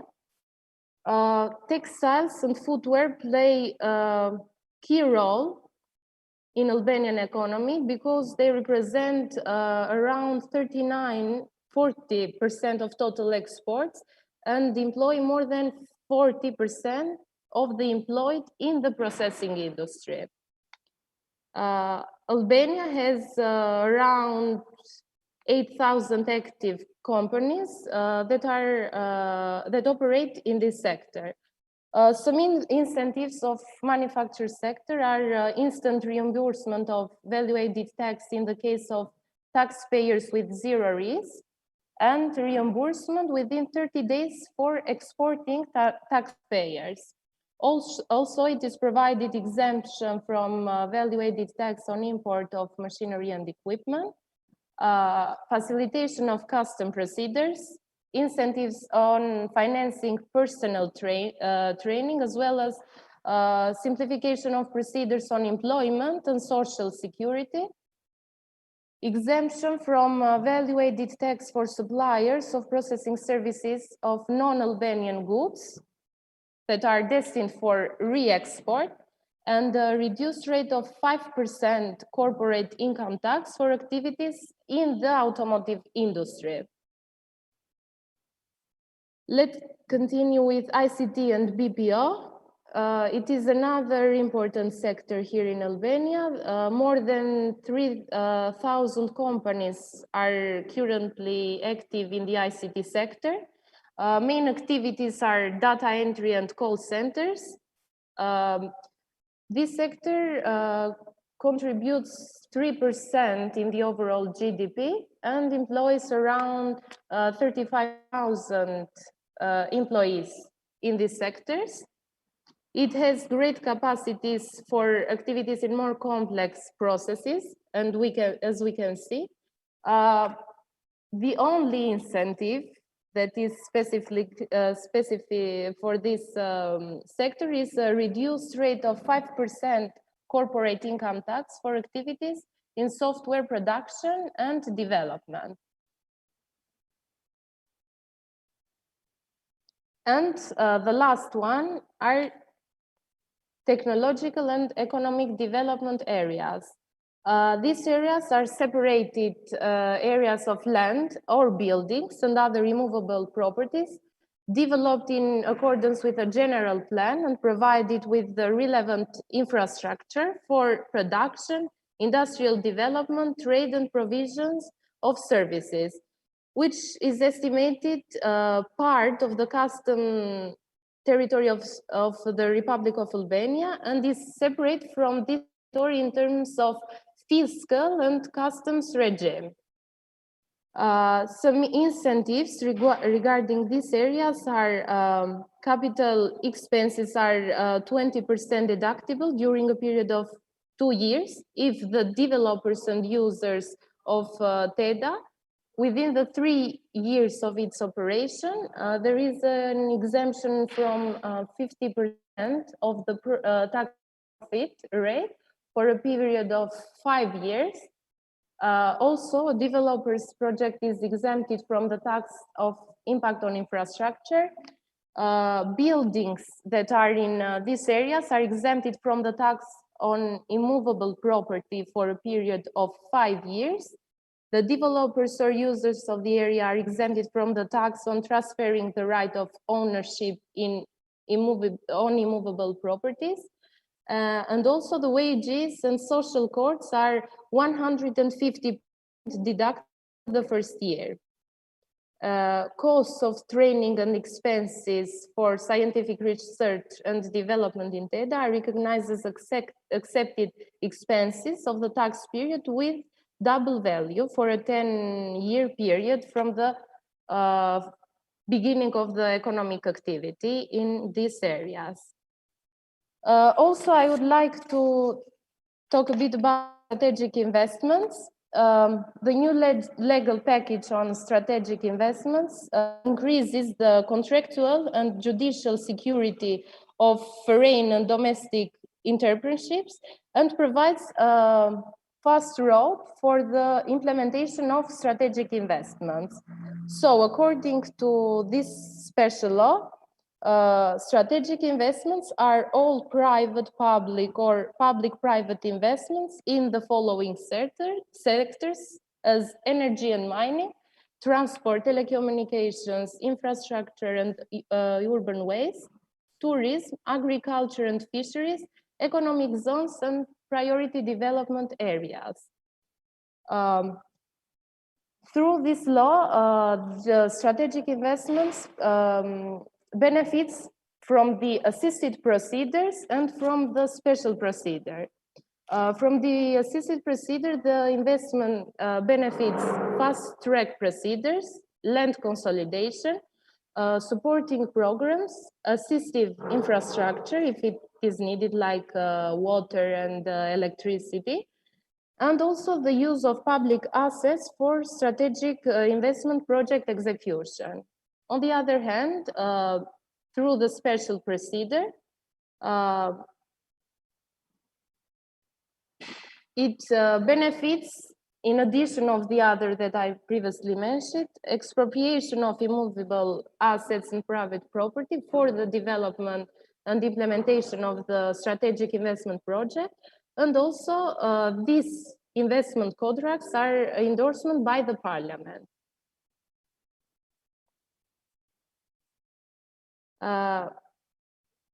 Regarding the property and real estate, foreign investors can buy commercial land if the value of the investments is 3 times more than the value of the land where they have implemented the investment. Or also, foreign investor can lease agricultural land with a contract up to 99 years.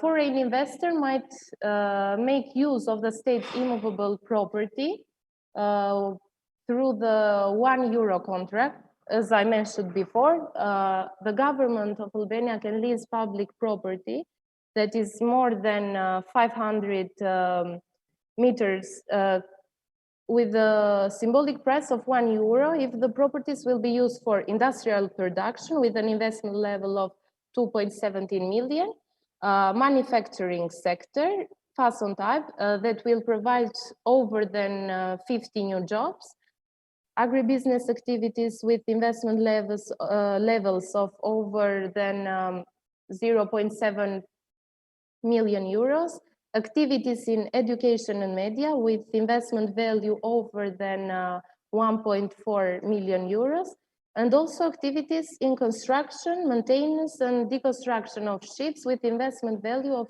over than 3.57 million euros. And also, I want to say that AIDA is a reliable actor through the investment process because our mission is focused on the acquisition of FDIs, increasing the competitiveness of Albanian small and medium enterprises, also aftercare services to existing investors. AIDA is partner of new investment, let's say, from the beginning of the investments, and provides qualified information on the opportunities, incentives, policies, and schemes. Also facilitates and supports direct investments in Albania. Are provided one-stop shop for strategic investors because we are the institution responsible for these strategic investment procedures. Handles all the applications related to strategic investments and establish contracts with the other governmental bodies and authorities. That was all that I have prepared in regard with investment incentives in Albania. Yes. Yes, and the next page is your next presentation, yes, right? In regard with the next presentation, yes. Marinil, thank you very much for your detailed and comprehensive introduction to this real investor-friendly business environment that you have been able to create in Albania for foreign direct investors. So I'm sure this will drive to accomplish the objectives that you have set, because this is, I think, a really competitive, program and agenda. Thank you very much. We do not say farewell to you, because we will see you the next pages in the next section. So Yes. thank you again, and the support of your agency for putting this together for us. Our next guest speaker is Mr. Andrej Lakic, director of the Montenegrin Investment Agency. Yes, I can see you, Andrej. You are here with us, and I can hear your voice, right? Excellent, excellent. I just like to make one correction: assistant director, not director.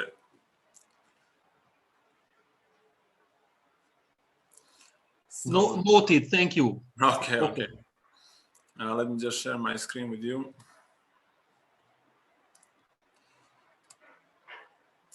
Can you see the presentation?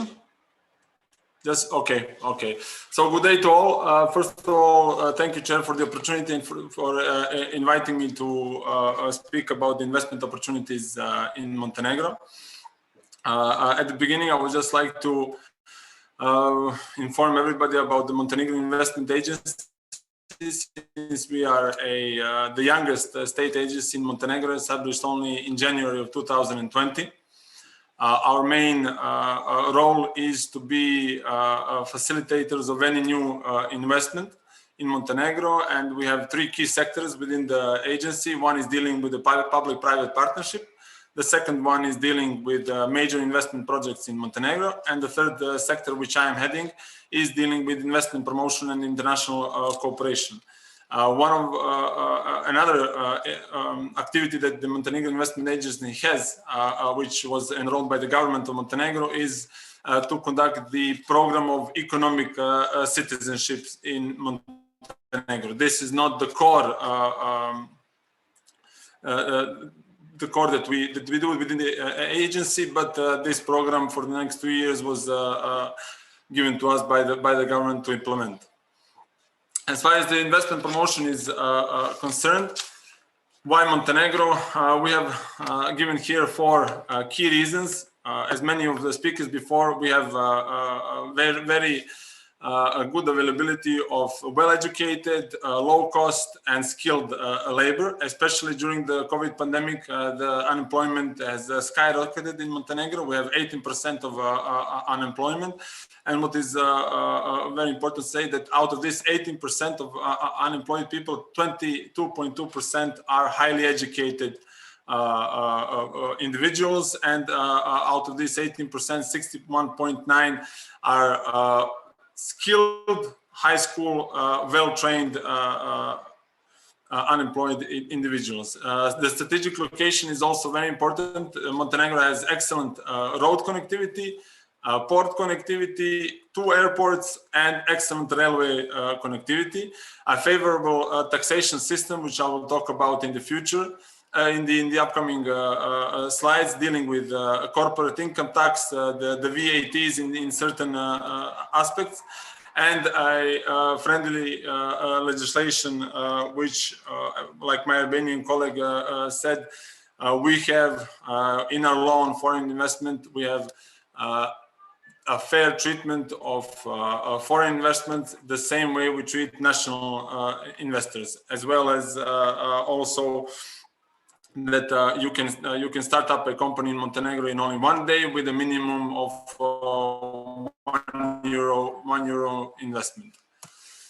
In terms of Montenegro at a glance, I'm sure you're all familiar where we are in Europe, but what is important here is to say that this is a fairly small country with a small population, only 620,000 people, and though some investors see this at the first glance as a disadvantage, on the right side, you can see the international agreements that Montenegro has signed in the past. This is the Central European Free Trade Agreements, the free trade agreements with the EU, according to the Stabilization and Accession Agreement, the European Free Trade Agreement, the agreements with Turkey, Russia Federation, and Ukraine, which gives Montenegro and any company active in Montenegro access to a market of almost 800 million people.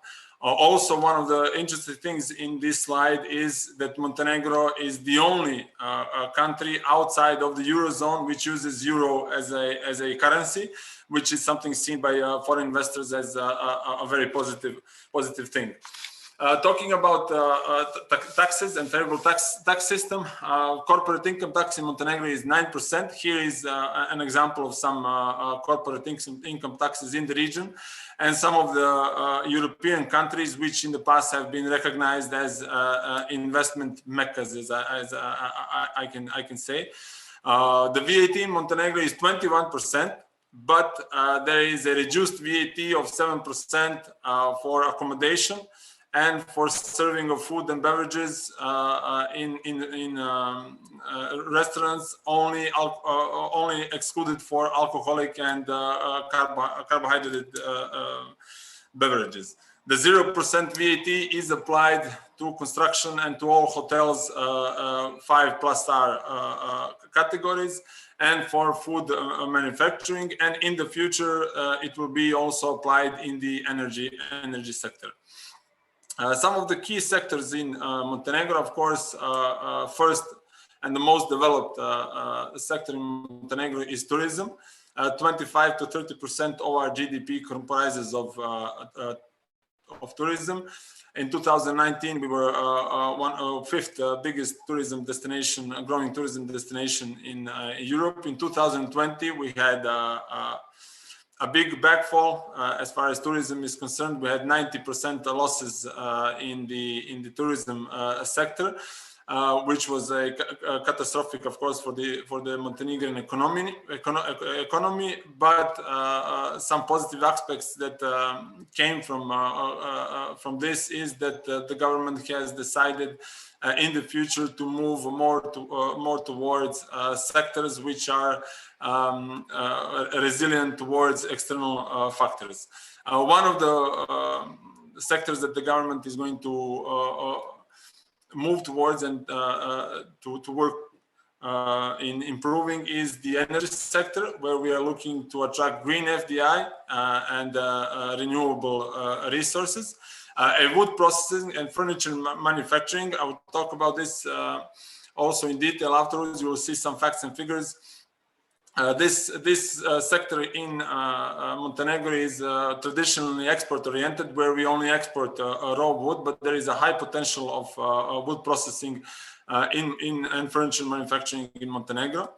The ICT sector, which is the only sector apart from the pharmaceutical and financial sector, which had a 25 to 30% increase during last year, and currently is booming in Montenegro, as we have more and more companies setting up their businesses here. And what is traditional in Montenegro, the metal processing sector, mainly dealing with aluminium. Tourism, I will briefly just mention that we have a lot of tourism projects going on, a lot of high-end hotels coming to Montenegro from the Chedi, one and only Ritz-Carlton. Tourism is something that has been developing in the past 10 to 15 years. There are a lot of companies coming, a lot of hotels opening, and the government plus the municipalities on the local level are constantly opening new spaces in the spatial plans for any new resorts that are going to be developed. As I said, the renewable energy sector is something that the government has been working, but will increase their activities in the future, and we already have two public calls that are going to be published for 2 solar plants. We also have one public call that will be published for a wind farm. This is something that has been increasing in Montenegro in the past 10 years, and we have now renewable energies comprising of almost 10% of all the energy production in Montenegro. As I said, the wood processing is something that has a very high potential in Montenegro. We have excellent local companies working with wood, where we can have contract manufacturing, but also we are very open for greenfield investments. And this is the reason why. If you take a look at this chart, you will see that Montenegro in 2019 imported 61.4 million euros of furniture. This goes to say that there is basically no competition on the market. Most of the furniture is being imported. The second thing is, in the past 3 years, we have, for such a small country, we have almost 10,400 apartments being built. And we have 46,500 beds within the hotel industry in the past 2 or 3 years that have been, in the past 5 to 7 years that have been developed. There is a high demand for furniture in Montenegro, and most of it is being imported.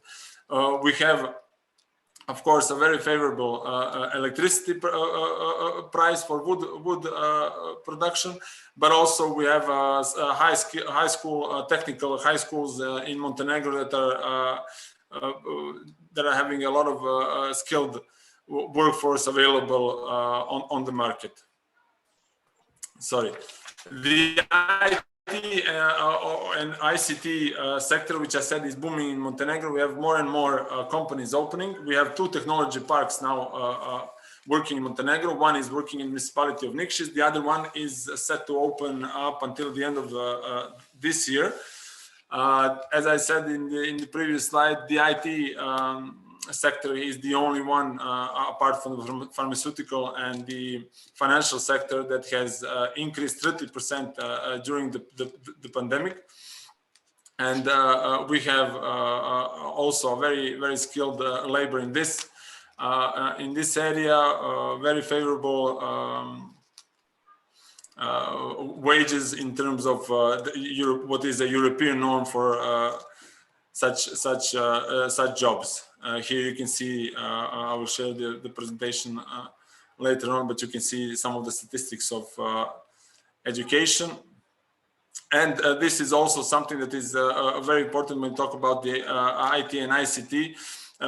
Most of you are not maybe familiar with Podgorica, but most of the IT companies are set up here in the capital city.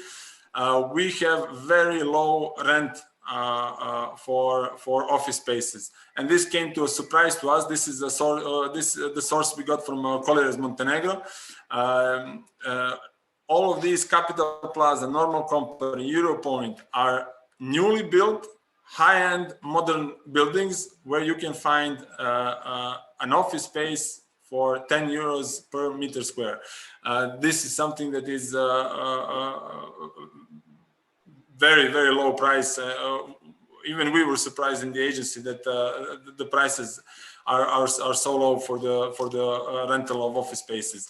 Even if you wish to buy an office space, on the right side you can see that the prices for office space in such high-end buildings are basically the same as the market prices for any apartment being bought in the city center. Talking about the ICT sector, of course, there are 3 internet providers here in Montenegro, and you can see here that there is a very favorable cost of internet, the download speed, and the electricity cost, something that the IT companies are really interested in, and they found this very attractive here in Montenegro. Another incentive that the government has, and which has to deal with the local municipalities, is the business zones. This is one example of a newly developed business zone here in the capital city. We have 8 business zones in Montenegro in eight municipalities. This is the biggest one, in the municipality of Podgorica, published 1 week ago. which gives a very favorable land, very close to the airport, very close to the railway, very close, just 1 hour drive from the port of Bar. The rent is 0.01 cent per square meter. There is also a very low price for if somebody wants to buy the land, which is available for sale as well.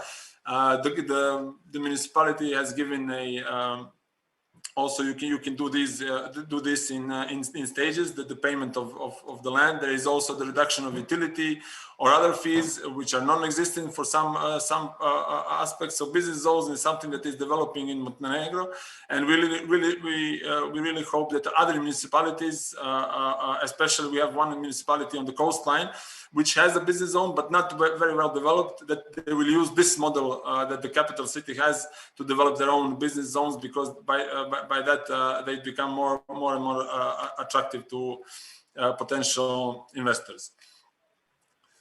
We have 11 program lines for incentives. These are mainly done by the Ministry of Economic Development. Unfortunately for this year, they are still not ready because the budget is still being adopted. But the most popular two lines are the program line for fostering direct investment, where for any investment, let's say in the northern part of Montenegro, if the minimum is 250,000 euros and minimum of eight newly employed personnel, the government is, according to the criteria, willing to give to 3,000 to 10,000 euros per each job in the next 3 years. And the second program for processing industry and modernization, where the government is willing to cover up most of the costs for setting up a manufacturing process. And the third one, which was developed post-COVID or after we had the troubles with the pandemic during the last year.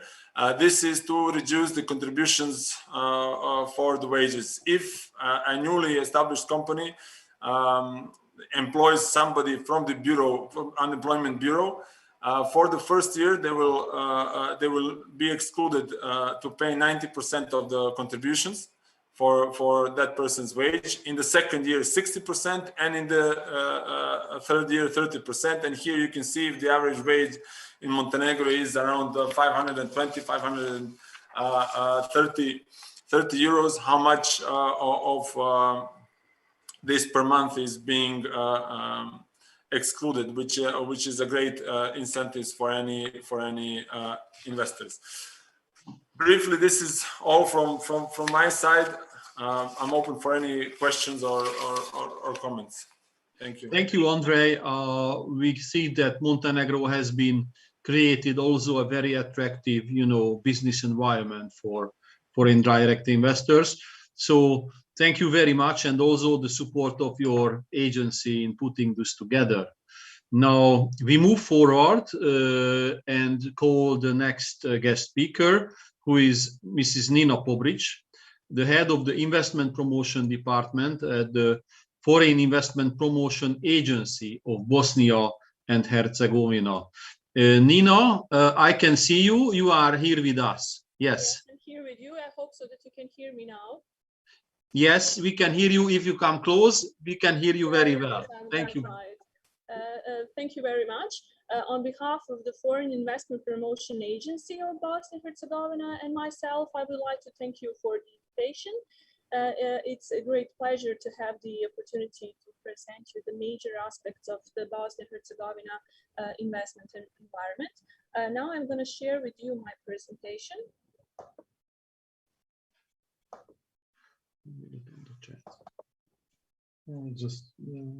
Just compliment. Okay.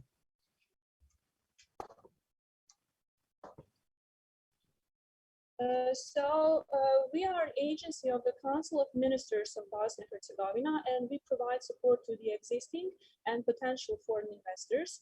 We provide information about business environment, available investment projects, legal environment, and also we cooperate with all other institutions at the level of the government of Bosnia and Herzegovina in order to support investors to invest in Bosnia and Herzegovina or to further expand or develop their existing business in our country. So I believe that all of you are pretty familiar with the major information about the countries from the region.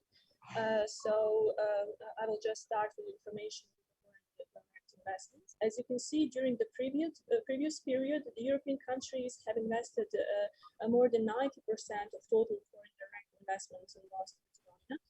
The biggest country investor is Austria, then Croatia, Serbia, Slovenia, then Netherlands, Russia, Germany, Italy, United Kingdom, and Switzerland.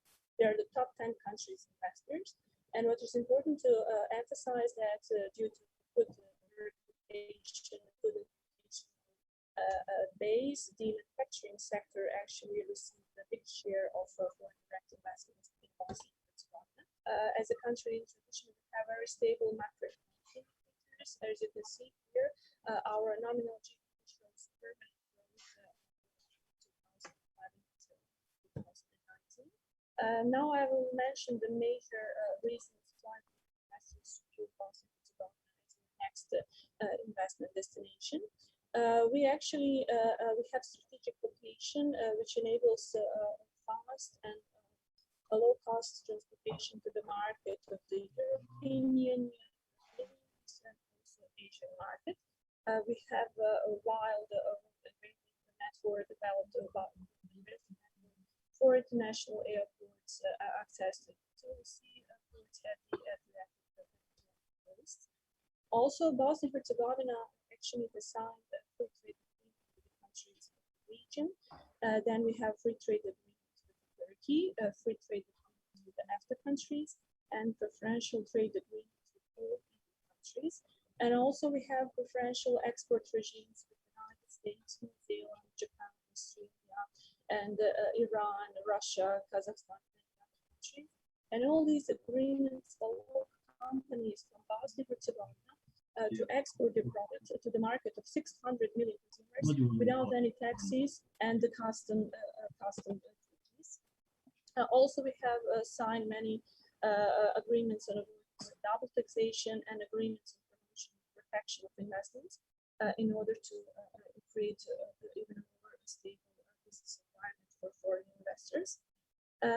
As you see, we have low unemployment rate, but the other hand, it's an opportunity for investors to find the right skilled and workforce, different profile of the workforce, and many foreign companies already operating in the country recognize our workforce as well as skilled and educated, in the same time very price competitive, as you can see here in the slide, the average net monthly wage in Bosnia and Herzegovina and EU countries.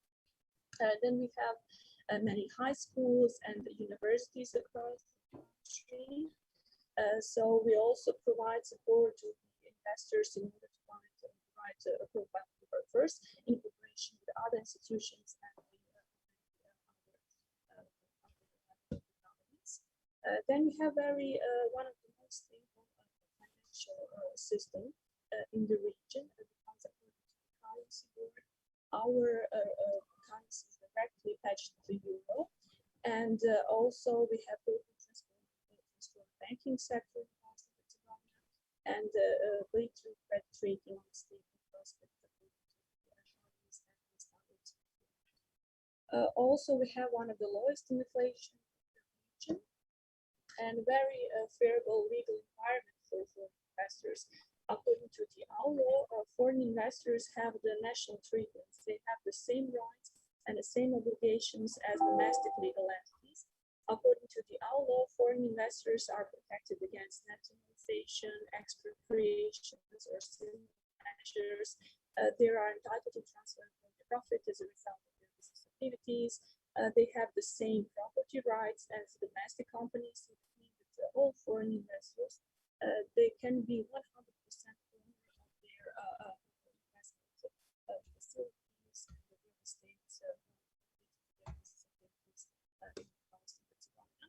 Then we have one of the most favorable tax system in the region. As you can see, our corporate income tax rate is 10%, and value-add tax rate is 70%. And also legislation offers additional incentives for companies who invest into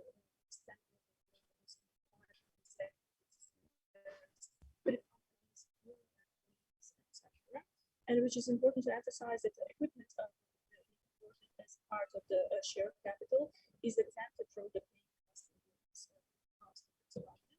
Here you can see the corporate tax rates in countries in the region and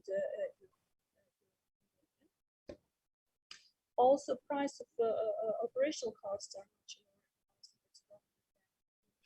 Here you can see the price of the electricity for industry consumers.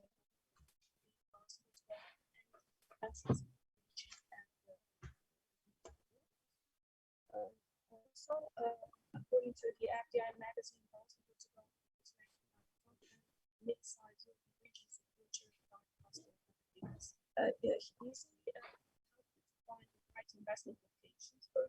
According to the investors' criteria, we select our database and find location greenfield for selling or buying and the criteria of the investors, and we can help to find application, organize meetings with the project managers, relevant authorities, organize site visits with potential investment location. And our that page you can find information about available joint venture projects in the area sector, mostly owned by our domestic strategic partners.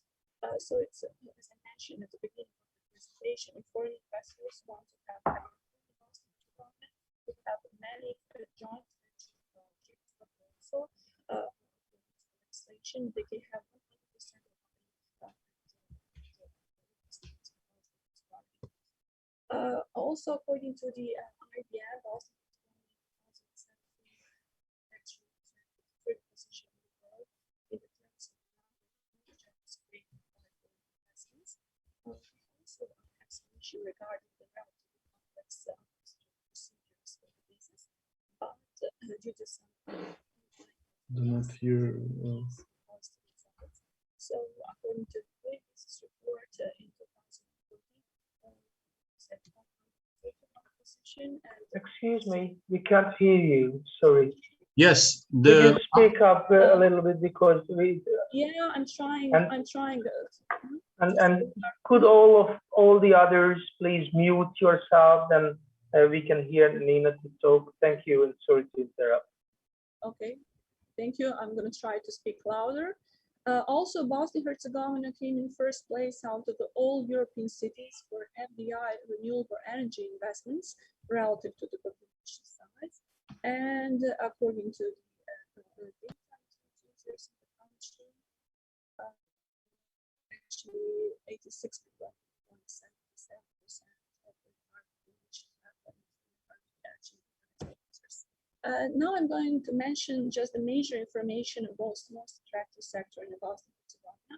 Of course, ICT and BPO are the booming sectors in Bosnia-Herzegovina, and this sector have recorded the increase in all aspects regarding the revenue of the companies, number of employees, etc. And all companies actually works for the markets of the Western Europe. Then the energy sector is also one of the most perspective, since we currently exploit only 37% of our total energy potential. And regarding the hydro energy potentials, Bosnia-Herzegovina is ranked 8th position in the Europe because we have 6,000 megawatts of hydro energy potential, 2,000 megawatts for wind energy, and also 75 megawatts for solar energy. Then we have a long tradition and dedication base for metal processing and the car component industry also. Our companies work for all largest brands. Then actually we have also good condition for the production of the food. Bosnia and Herzegovina actually is at the 10th position in the world in the production of the raspberries, 15th plums, and the 34th position regarding the production of the strawberries. And we have all good conditions for the actually a large area on unpolluted, uncultivated land, and good conditions for the production. We lost your voice again. Yes. Okay. Can I continue? Yes, please continue. Your voice is not stable. Most of the time we lose, but your excellent slides are self-explanatory. So we are reading your slides. Great, great. I'm glad to hear. I'm trying to speak louder. Actually, according to the latest analysis, 63% of the countries are covered by the forest. So we have many available joint venture projects for the production of the furniture. It also could be interesting for investors. Also, the tourism sector is a booming sector. According to the World Trade Organization, Bosnia and Herzegovina is defined as one of only 3 tourism destinations in the world. With the increase of the tourist arrivals and the profit by tourism, 10% each year approximately. For all information regarding the project, about the business environment, feel free to contact us on headquarters in Sarajevo and our offices in Mostar and Banja Luka. Thank you very much. Nina, thank you very much. Indeed, we have lost your voice, but your slides and presentation was so contentful. So we were reading and trying to follow there. And the good news is that this conference is being recorded with all of the presentations and all of the slides. And we will upload these on our websites and also share this with our partners. So whoever interested to come and look at and review again any details can do that from the websites or contact you directly. So Nina, thank you very much. Really attractive business environment in Bosnia and Herzegovina, and a great promotion work from FIPA. Thank you very much for your presence and the support of FIPA. Thank you very much. Now we are crossing borders again, and we go to North Macedonia. And our next guest speaker is Maja Filipcheva, who is the director of Grant Thornton North Macedonia, and also the president of MCHEM North Macedonia. Maja, are you with us? Yes, Sandos, I'm with you. Can you hear me well? Yes, we can. Welcome. Welcome, Maja. Thank you for joining us. The floor is yours. Thank you for the nice and kind introduction. And also I will try a little bit to share some of the insights for North Macedonia investment opportunities in this short period of time that I have. So let me just share my screen.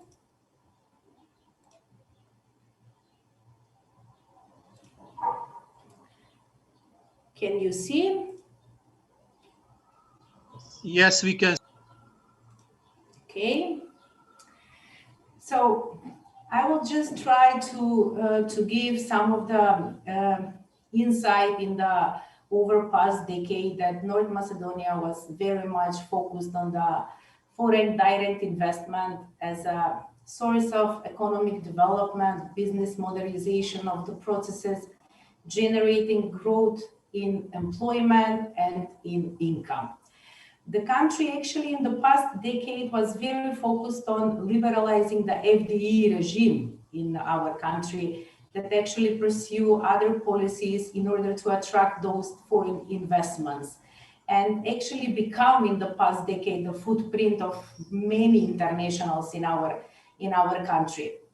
However, on the other hand, starting with the new decade and that it's in front of us, this steadily growth that we had noticed in the past 10 years was followed with stagnation. And this was due to the fact that North Macedonia, as you all know, was focused with a couple of priorities that marked these 2 years of the new decade. One of them was the Prespa agreement and change of the name of our country, that followed by NATO and EU alliances that our country is still working very dedicated on this. In the same time, we had been hit with the COVID pandemic, actually global pandemic, which definitely distressed the Macedonian very weak economy indeed. And this actually lead us to the thing that the trade investment landscape definitely will be changing in this decade. A reorientation of investment promotion strategy, we are much to see in the new decade, which is in front of us. And on the top of this, we had the two important things that our country need to fight. And this is the health measures and the vaccination process in order to make sure that we recover our economy and rebound as of 2022 going forward. So this actually leads us to where is North Macedonia currently. And in fact and in reality, by the previous slide that I presented, or the insight that I presented, Macedonia had a lower growth rate as of 2020 due to those reasons, and mostly due to the COVID pandemic. On the other side, we had as a country stable inflation rate. Population at this point, it's the population number that you see here, which is from 20 years ago statistical count, which as of this year, we do expect to see the new calculation count of the population, where our policymakers will be making the new policies in respect to where the country should move next. So current unemployment rate in the country is at 16%. And when we have seen what was the past decade and the start of the new decade, and take in consideration the regulation currently available for investors in our country, including foreign but also domestic, there are two regulations to consider. First of the financial support regulation that actually stimulates or give form of funds and grants to enterprises in order to stimulate innovation and technological development. So you can see here there are many variety of financial investment support that are offered based on this regulation as of today. The past decade actually was marked in our country with the FDIs and very successful start of the incentives in the free economic zones. So actually the idea of the government in the past decade was to accelerate the growth of the region and the bigger cities in North Macedonia, and therefore in each of the major cities in our country were established those free economic zones, where mostly the FDIs were attracted to invest and to stimulate also the country growth. So as we can see, those investors were entitled to exemption in respect to taxation and also from customs. Regarding the incentives that were given also to the investors into the zone, variety of stimulation in respect to the land, in respect to doing business easily with the infrastructure, making available to those investors, and also many of the admin support that was offered to these investors by the Directorate for the Free Economic Zone. So indeed, these things actually happened North Macedonia to be marked as a variety of industries. So the MNEs or the multinationals and the FDs that we had in the past decade combined the knowledge and their international practice shared with our local workforce and suppliers that lead us to seamlessly collaborate as a country, and also have a specific industry specialization. So currently, as you can see on the slide, we have mostly all industries represented or developed in North Macedonia, even if the automotive industry and the manufacturing in the free economic zones are contributing 30% as employers within this country. So on the other hand, this decade will be a stepping stone for North Macedonia in order to strengthen the next decade, which actually bring us different global trade of the FDEs or investments, and different landscape trend that North Macedonia, not excluding other countries, should consider in order to stay attractive for investors. So if we like to see what is the future brings for North Macedonia, or what are the things that we must focus on in the next period to be still attractive and on the roadmap of the investors, there are a couple of things that are important. Of course, there are much more many, but I try to summarize which we believe that are crucial for our country to focus on in the next period. So this is the economic governance realignment. Macedonia has a strategic position as a country that we didn't leverage as a country that much, and we believe that we still have opportunity to leverage. That means that having the access to closest markets and to the value chain by making them connected with working on the infrastructure at the same time will be crucial. Regional and bilateral collaboration, it's something that we believe we must strengthen in the next decade that it's coming.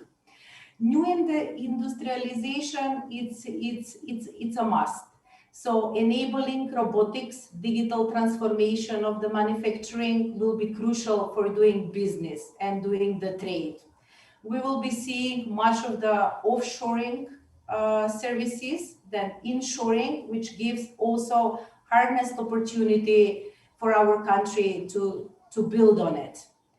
Human capital productivity is very crucial for North Macedonia as probably for other Western countries as well. As we all know, in Macedonia, according to all the statistics, the human capital productivity is not at the level that we want to have. So doing the reskilling, retraining, re-education of the human capital will be on the next highest focus. And here I want to stress that importance on having the three pillars working together and closely will be from crucial importance in the next decade.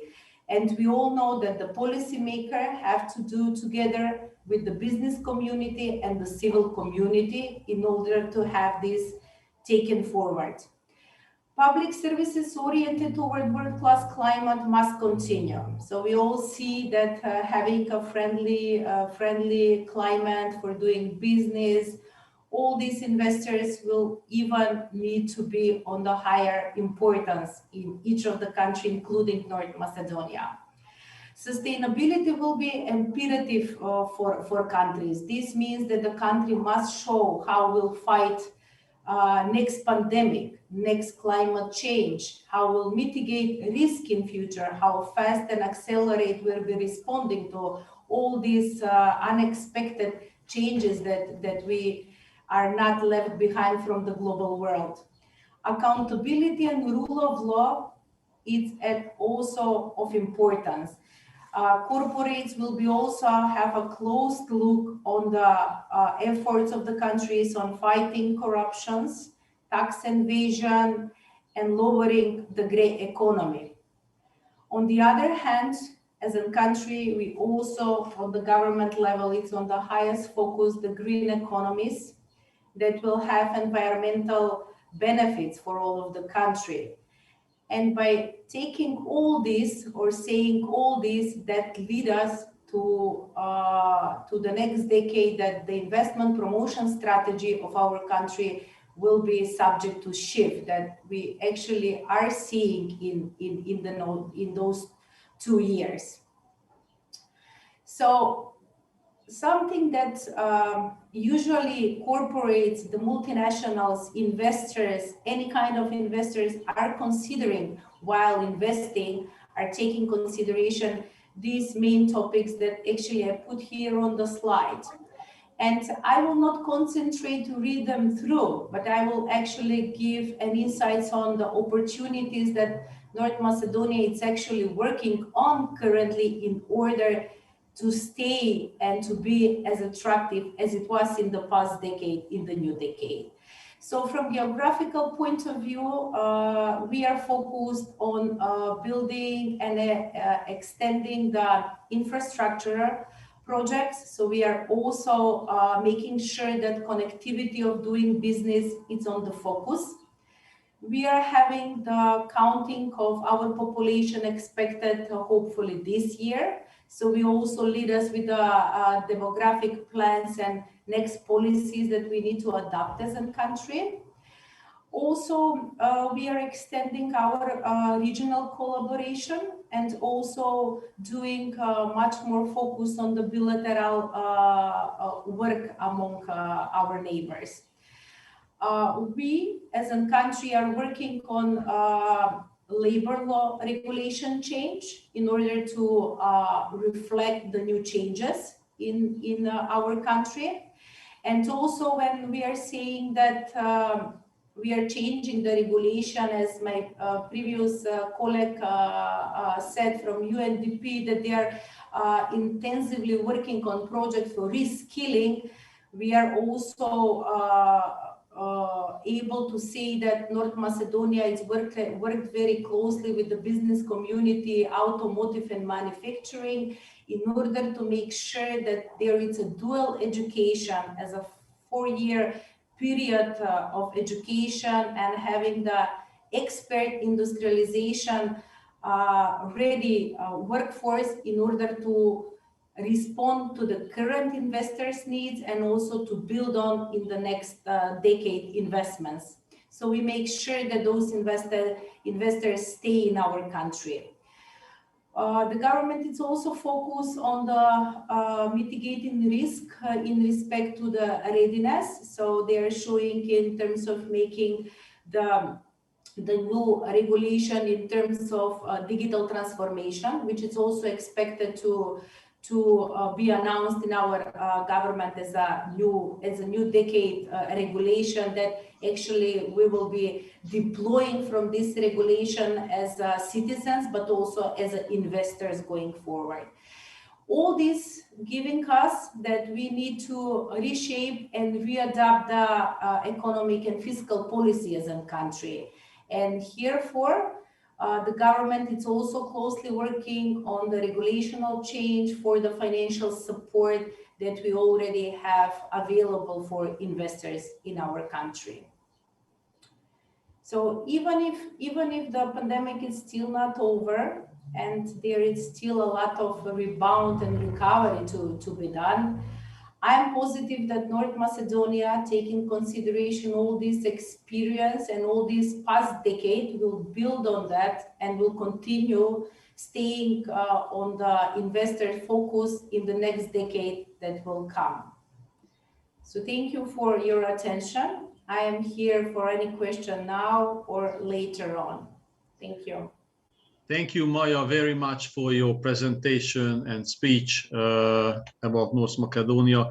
We are at the end of our, investment opportunities sections. We are a little bit behind of the agenda, and I don't see hot questions raised in the chat bar. So let me thank you again, Maya, Nina, Andrei, and Marinela, for your excellent contribution for this panel.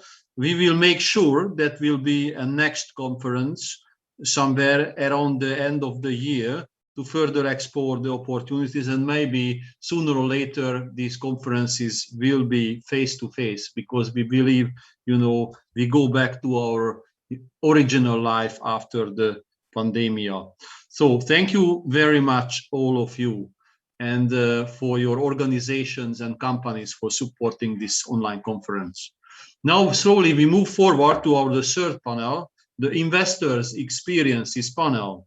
And I see Marinela returning back to our monitor. So welcome back, Marinela. So you are the first guest speaker in the Investors Experiences panel with experiences in Albania. So the floor is yours, Marinela. Yes, thank you again.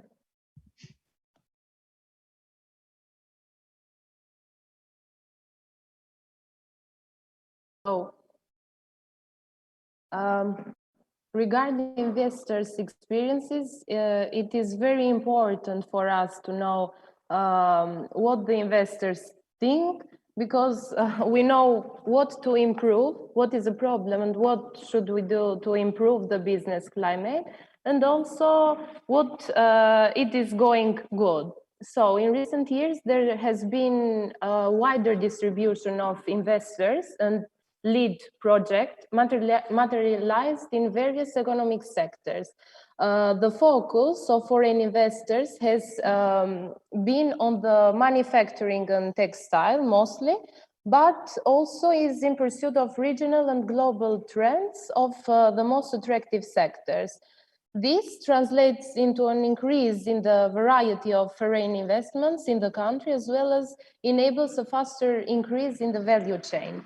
As we can see, here are some of the greatest impact on investment value and also on the number of employees operating in these specific sectors.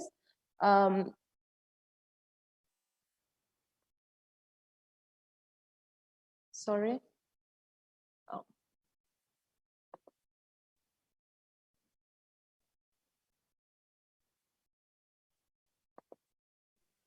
Excuse me just a second.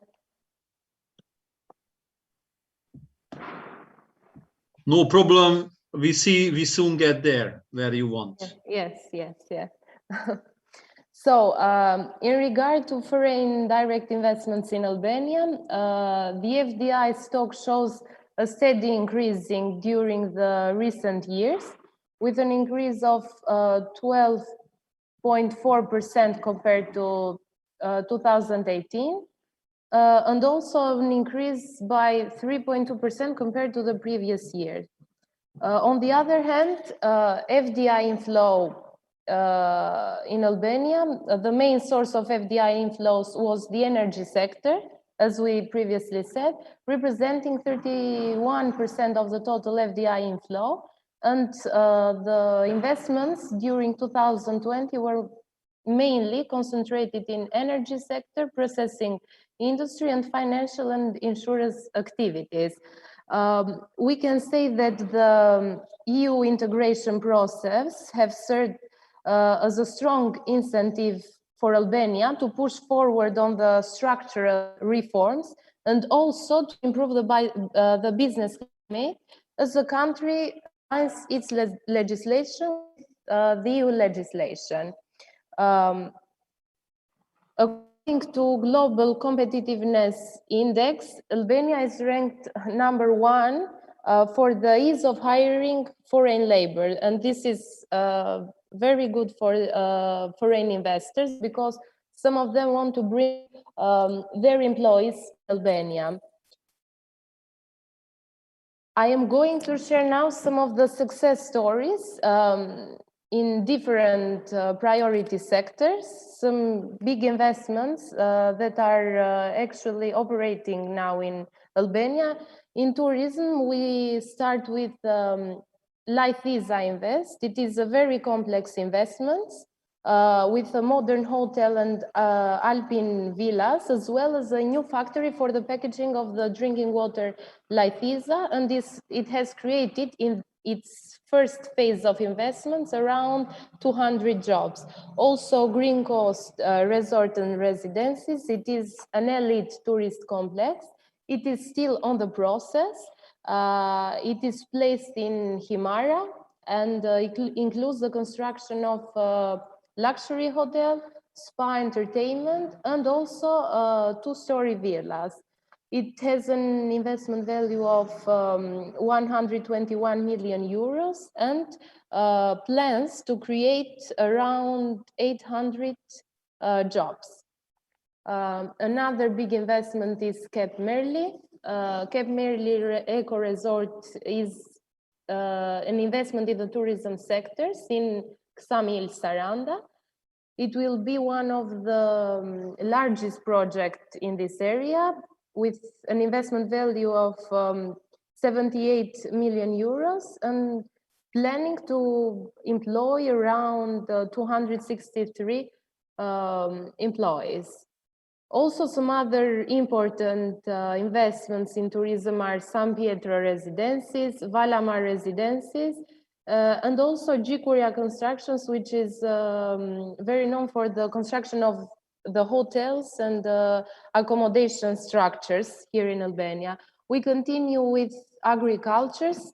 The two main success stories are Agrocon Albania, which is a 5 million euro investments and has set up one of the largest greenhouses in the country, with an extension of up to 10 hectares, and plans a number of employees, 67 to 116 employees. Another one important investment is Agro Illyria.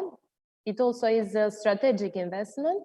It has a plantation area of around 500 hectares and the number of employees 55 to 150 employees.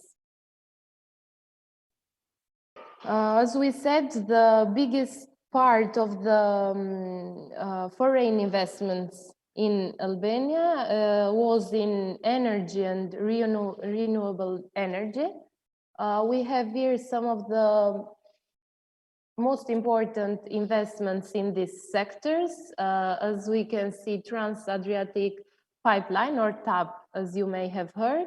Also, the Albanian company Devoli Hydropower, which is building 2 hydroelectricity plants.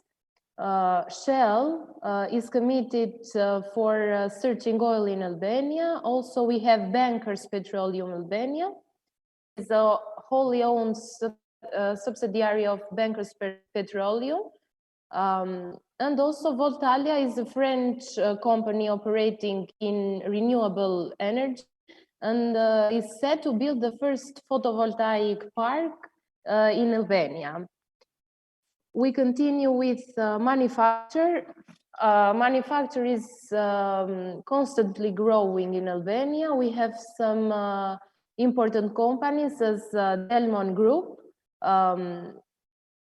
which is specialized in rubber solutions for the automotive industry. Also Marlotex, another company with 100% French capital, and with a total investment of 4 million euros and 225 employees. This is another example of the successful investments, foreign investments in our country. Eura Corporation also is one of the most important investments.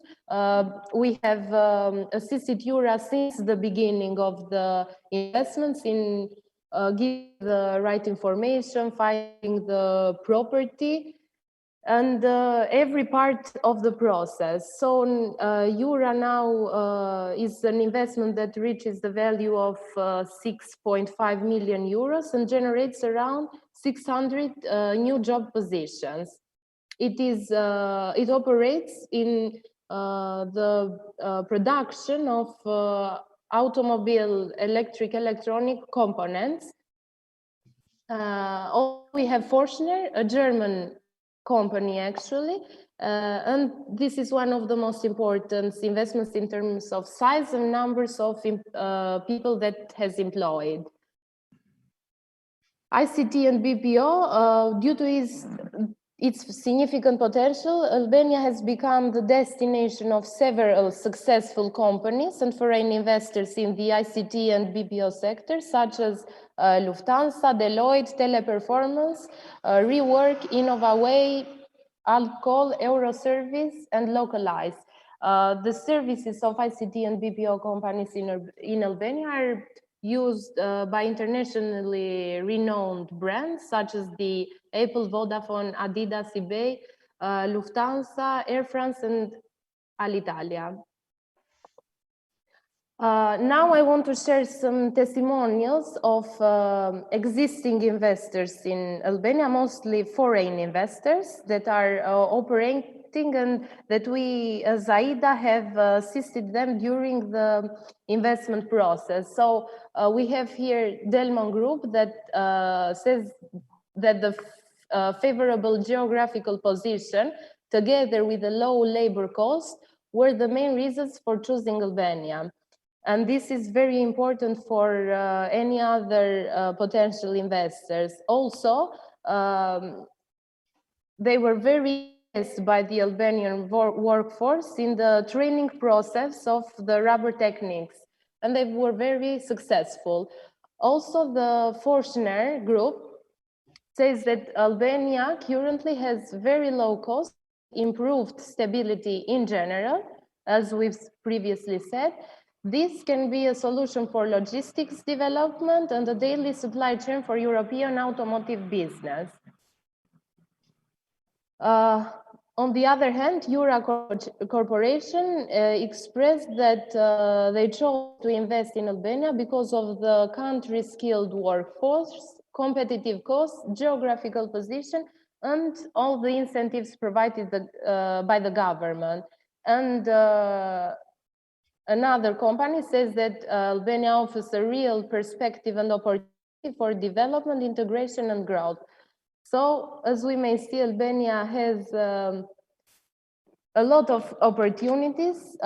We as AIDA have assisted the foreign potential investors. Also, we have the aftercare sector, which complies with the assistance afterwards. So let's say for the existing investors that want to expand or that have some issues or problems, and we make the right connections with the other governmental bodies. I want also to mention that we as AIDA during the pandemic have conducted 2 surveys in order to explore the impact that COVID had on businesses and to identify the main problems and suggestions that the businesses had for dealing with the situations. During this time, we helped a lot of businesses in the issues they had because of the restrictions of the COVID-19. And it was, in the end, a very good outcome. So I think that this was all. We have a very completed information in our website. I have mentioned only the principal, let's say, information about the incentives and also investors' experiences. But for anything, you can find more detailed information in our website. Thank you, Marinella. It was an excellent presentation and it was good to see the success stories of Albania and also the way how AIDA is working. So thank you again for you and also AIDA for putting this together. This was really, really helpful. Thank you. Thank you, Marinella. Thank you. Now we are moving forward. As earlier noted and mentioned, the Austrian companies has been pioneered already the supporting of the economic development of the Western Balkans for decades. They have more experience in doing business than anybody in Hungary, and therefore we are very pleased and honored to call our next guest speaker from Vienna, Austria, Mr. Wilbert Verheyen, who is the Managing Director of Canon in Central and Eastern Europe, and he is also a member of the board of the Vienna Economic Forum. Mr. Verheyen, are you here? Good morning. Yes, I'm here. Oh, good afternoon, I should say. Yes. Hello. The floor is yours. Thank you for joining us. All right. Well, thank you very much for the opportunity. As you mentioned, I'm joining from Vienna today. I'm the managing director of Canon Central and Eastern Europe. We are part of the Canon global company. Many of you may know Canon. Hopefully, you have a Canon camera. And if you don't, then it's a great opportunity at the start of the summer to get one. And but Canon globally is a very large corporation, as you may know. Just in terms of revenues, we do over $30 billion annually. We employ about 200,000 people globally. And in that respect, you can imagine that we're present in basically every market around the world. So in this perspective, it's interesting to see how we look at the Western Balkans as an opportunity, because the Canon Central Eastern Europe has been dealing with all the countries already for more than 30 years. Originally from Vienna, so this is where basically there was export business over the years done with all the Central European countries, Southeastern Europe, also Central Asia, and this is let's say our territory today. So I'm looking after 22 countries, and I must say, from a development opportunity, I think Western Balkan is interesting. We're organized in some sub-regions, and the region that's relevant here, I think, is what we call Adria, the Canon Adria region. So to give a bit of background, Canon Adria was established in 2001 with the head office in Ljubljana, in Slovenia, actually. And from there, we've created two representative offices, one in Croatia, in Zagreb, and one in Serbia, in Belgrade. So this has been, let's say, this is our current setup. And from these offices, we also serve the other countries in the region. So Albania, Montenegro, Kosovo, Bosnia-Herzegovina, of course, and Macedonia. And then in terms of opportunity, at the moment, let's say the 5 countries, Albania, Montenegro, Kosovo, Bosnia, and Macedonia, represent about 1/3 of the Adria region for us. And I see for the next coming years, I hope we can see this as a growth opportunity. So we're very much focused on developing markets and trying to follow let's say, the developments in the economy, and especially the consumer market, of course, when it comes to consumer electronics, and also in the business-to-business B2B market, where it comes to printing, document management in large organizations, but also small and mid-sized companies. And basically across the board. So if I look at the recent developments due to the pandemic, obviously we've seen a big drop in print volumes in the B2B environment, mainly because companies shifted to home working. But at the same time, there's been a big increase in home printing, because many people working from home still needed access to printing. So let's say the sales of printers, hardware, but also consumables, cartridges, has increased quite a lot over the last 18 months. So on the whole, we can say that our business actually is quite stable, and we are, especially in the Adria region, we're looking at we've been able to maintain our business level around 2019 business levels.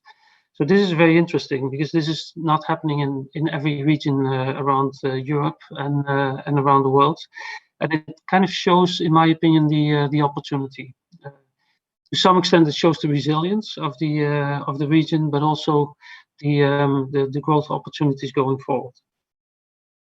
That's, I think, how we can see the Western Balkans. At the same time, we have to be realistic because let's say the economies of the countries involved are relatively small, and also the GDP per capita, which is, I think, for our consumer business, the most important indicator, is still relatively low. I think Montenegro is probably the highest at the moment, followed by Macedonia and Bosnia. But that also shows that for the future, there will be very interesting growth opportunities when these economies are further developing. So that's why it's been interesting. I've been listening into a few of the presentations today, and especially if I look at the investment opportunities and the actual foreign direct investment that's happening at the moment, it is very encouraging and a very interesting region. I started in my position here in Canon Central Eastern Europe only last year, January, so about 18 months ago. I've been with Canon for many, many years in different countries, different locations. I'm originally from the Netherlands, by the way. So the people from Macedonia listening, we look forward to the football match in the European Championship. What is it, in 2 weeks from now, I think. But at the same time, due to the pandemic, I've not been able to travel to any of the countries yet. So I really look forward to hopefully soon be able to start traveling and go actually take a look in Albania, in Montenegro, in Macedonia, in Bosnia. It's been quite surreal to do all the business online and to have meetings with our partners and our distributors purely online. But that's part of the pandemic, and I'm sure all of you are used to this in the meantime. So in that respect, if I look at the key points, I mean, firstly, let me mention that in terms of market shares, we are actually quite proud of our sales in the different countries, because we are pretty much number one or number two in the categories where we play. So this is a good starting point. We sell via distributors and partners. So we set up long-term relationships, and many of the partners have been with us for many, many years, and we have very solid relationships. Then next to that, we try to support our partners with developing the second tier in the distribution channel, which are like typically the retail stores and local dealers. We'll have direct contact with them, as I said, through our Canon Adria offices. And then also on top of that, we try to generate demand, both on the consumer side and on the B2B side, by actively doing marketing activities, marketing campaigns, online a lot nowadays, but also events, especially in B2B, and also having direct contact with large potential customers, like large companies, multinationals, but also governments. So this is how we are actually quite present, with over 20 people working in the region that are on a daily basis in touch with everybody. So in that respect, we keep an indirect business model, which means from an investment perspective, we don't plan to make big direct investments like manufacturing or things like that. But still, we like to be very present in the region, and we like to show, let's say, the opportunities that we see, that we like to develop in the market. The biggest opportunity, I think, is, but I'm looking then forward in the next couple of years, is what we call digital transformation. So digital transformation means that many of the business processes that were traditionally done on paper or in an analog way are now being done in a digitized. So this process, this business process changes from analog to digital is for many companies a big challenge. But due to the pandemic, lots of companies and organizations were forced to look into this in a very short time frame. And this is where, as Canon, we can help. We help our customers in this digital transformation. In many cases, it means that paper processes, which used to be printing, based on printing, scanning, actually move into a fully digital process which requires software, which requires document management, approval processes, things like that, digital signatures, for example, that need to be set up. So this whole digital transformation process takes time and is for many companies a big investment. And this is the let's say in any market, but especially I think in the Western Balkan, a big opportunity. Because we see that to some extent, and this is actually where I think investments from government and let's say hopefully also European Union could help a lot in terms of getting the digital skills level of the workforce further developing and training the digital skills set that is needed for such digital transformation. We see regularly that companies and organizations want to do digital transformation, but that they lack the internal skills and competencies and experience. Of course, this is where we want to help and where we have our partner network to support. But this, I think, is also an area where investment is needed from a government perspective to try to develop this. In terms of another area where I think we see a bottleneck sometimes is access to finance. I think this will improve. I hope this will improve, but also here, providing leasing facilities, providing supporting legislation, supporting tax system that makes access to financing of projects feasible, I think is a key element for growth, and I'm sure that's on the agenda of all the different countries.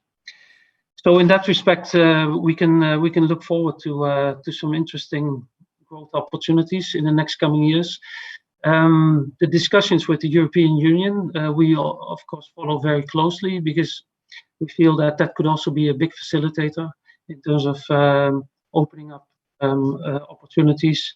Just the fact that if internal borders disappear in terms of let's say customs, imports, regulations, safety standards, all these things could help, of course, would make our business easier as for any company. So with that in sight and with that type of prospect, I think we can summarize that we see the West Balkans as a nice, interesting growth opportunity for the next coming years. And let me close by saying that as Canon, we have a corporate philosophy which is called Kiyose. And Kiyose is Japanese, and it stands for living and working for the common good. This is living and working together for the common good, which amplifies that as Canon, we don't just want to do business in the countries where we're active, but we want to make a positive contribution to the economic and social development of each country and each economy. And this is a long-term commitment that we have as Canon, and we hope to be able to apply this in the Western Balkan countries as well. So with that, let me close it. If there's any questions, I would be happy to take them. Thank you, Mr. Verheyen. Thank you for coming and sharing your views and thoughts with us about the Western Balkans. I have noted 3 thoughts of your speech. One is digital transformation, another one growth opportunity, and traveling needs and wishes. Regarding growth opportunities, we fully in line and agree that I think the whole Western Balkan has a great growth opportunities. Digital transformation is not happening as we see in Hungary overnight. it's a longer road, which we have entered already a couple of years ago, but we are probably still halfway or in the middle of the road. And I'm sure there are a lot of things to do in the Western Balkans as well. And that will be one of the priority areas of the European fundings. So a lot to be done over there. And the third one, just an interesting piece of news regarding traveling. Prime Minister of Albania, Edi Rama, was a couple of days ago in Hungary. And I think there has been a mutual agreement accepted that they are releasing the bans from traveling. So from now on, we lucky Hungarians at least can travel to Albania and we can receive visitors from Albania. So thank you very much for your valuable contribution. And now we move forward and I will ask the next guest speaker, Maja Kristic, to join us, who is representing CKB Bank from Montenegro. And I'm proud to share that, CKB is member of OTP, which is one Hungarian investor. When recalling Hungary's position in Bosnia and Herzegovina on the slide of Nina, I recall that we were not in the top 20 investors. I think Hungarian investors are positioned a little bit better in Montenegro. And I'm very pleased to call Maja Kristic, the executive director of CKB Bank, and she's responsible for strategy and finance. Hello, Maja, are you with us? Yes, I am. Thank you very much. Good Welcome, afternoon. Maja. The floor is yours. Thank you very much. Good afternoon to everyone. And I really, at the very beginning, have to express my gratitude to you, Sandor, and to your team for organizing this conference and for inviting us. And this gratitude comes on behalf of CKB and me personally as well. As you said, CKB, or Crnogorska Komercijalna Banka, is part of OTP Group, which is one of the biggest Hungarian financial banking groups, who is quite excessively expanding its participation in the Western Balkans region, as we can see in last period of time. This is very important for us because we would like to share our experience and to encourage other foreign investors to come in Montenegro and to share our experience about the region. Let me just tell for the knowledge of the other participants, that the OTP Group has its quite significant presence already, not only in Montenegro, but also in Serbia and in Albania. And taking into consideration other non-Western EU countries, this is Croatia, this is Slovenia, Bulgaria, Romania, Moldavia, Russia, and Ukraine. So quite extensive participation of OTP Group in the Central Eastern European region. The commitment of OTP Group toward Montenegro is quite visible. If I tell you at the very beginning that the market share of Crnogorska Komercijalna Banka in Montenegro is over 30%, you can imagine what is the level of the commitment that OTP as a foreign investor has shown to this market, and how the OTP actually positively see the development in this country and in the future. Since the time coming from the banking industry, definitely I would like to share with you the presentation. However, also being from banking industry, you can expect from my side lots of data and information and financial data, and in this respect I will not disappoint you. Since that we have bridged the timing, I will try to focus my presentation into those information and data which are relevant for this discussion. So now I will try to share my presentation with you.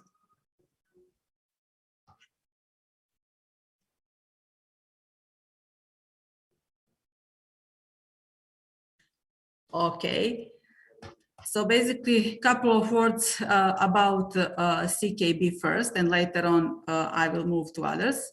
So CKB has been founded as a local bank in 1997, and it was acquired by OTP Bank in 2006.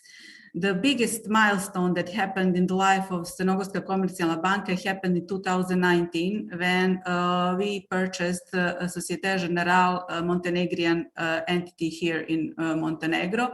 And in 2020, we successfully merged into one bank. I would like to use this opportunity just to express a couple of experiences in this last period, because the words that we have heard recently in the Wilbert presentation was digital transformation and how digitally we were capable to do certain new things in the completely changed environment after the COVID. So the integration process between two banks took 17 months period, and it was finished in December 2020. And let me tell you that we are proud to say that the whole integration, the merge happened in an online regime, which means that even though we are operating in Montenegro and in Western Balkan country, actually we have been capable and we have enough resources to do it in a most modernized way, which would be happening in more developed countries. So this is in terms of digitalization, and also in terms of the digitalization, I would like to say that CKB Bank has been recognized as the most digitalized leader in the country, offering different digitalized services. So we have been the one who introduced the Apple Pay on the market. We have been the one who introduced mobile banking operation on the market, and we definitely see our role quite responsibly here on the market, since that I said that we are occupying more than 30% of the market share here in Montenegro. We have a significant responsibility toward the market, not only in terms as a private entity who is operating with in profit terms, but also responsibility to increase the overall, let's say, educational level on the market, providing the customers with the newest services. This is coming as a result of OTP interest and deep insight about the country and possibilities that OTP sees for further development. Moving forward, definitely I would like to tackle a little bit the issue of Montenegro, because as far as I can see, there were no lots of discussion how the country or the region suffered the COVID crisis. Let me inform you that Montenegro had the deepest decline in the GDP due to the COVID situation, and we have experienced minus 15.2% of the GDP decline in 2020. This was mostly a result of the fact that the country was under the lockdown last year, and the fact that the country economy is quietly exposed to the tourism. GDP participation in the overall GDP income is approximately between 25 and 30%, and taking into consideration the country was locked, this actually significantly and severely affected the GDP. After the GDP decline, this definitely impacted all other macroeconomic indicators, mostly current account deficit, budget deficit, and definitely as a consequence unemployment rate here in Montenegro, which experienced significant increase after the starting of the COVID crisis. And let me tell you that even after 3 months or the first quarter period in this year, we don't see quite stabilization in this area, so unemployment rate is still on the growing path.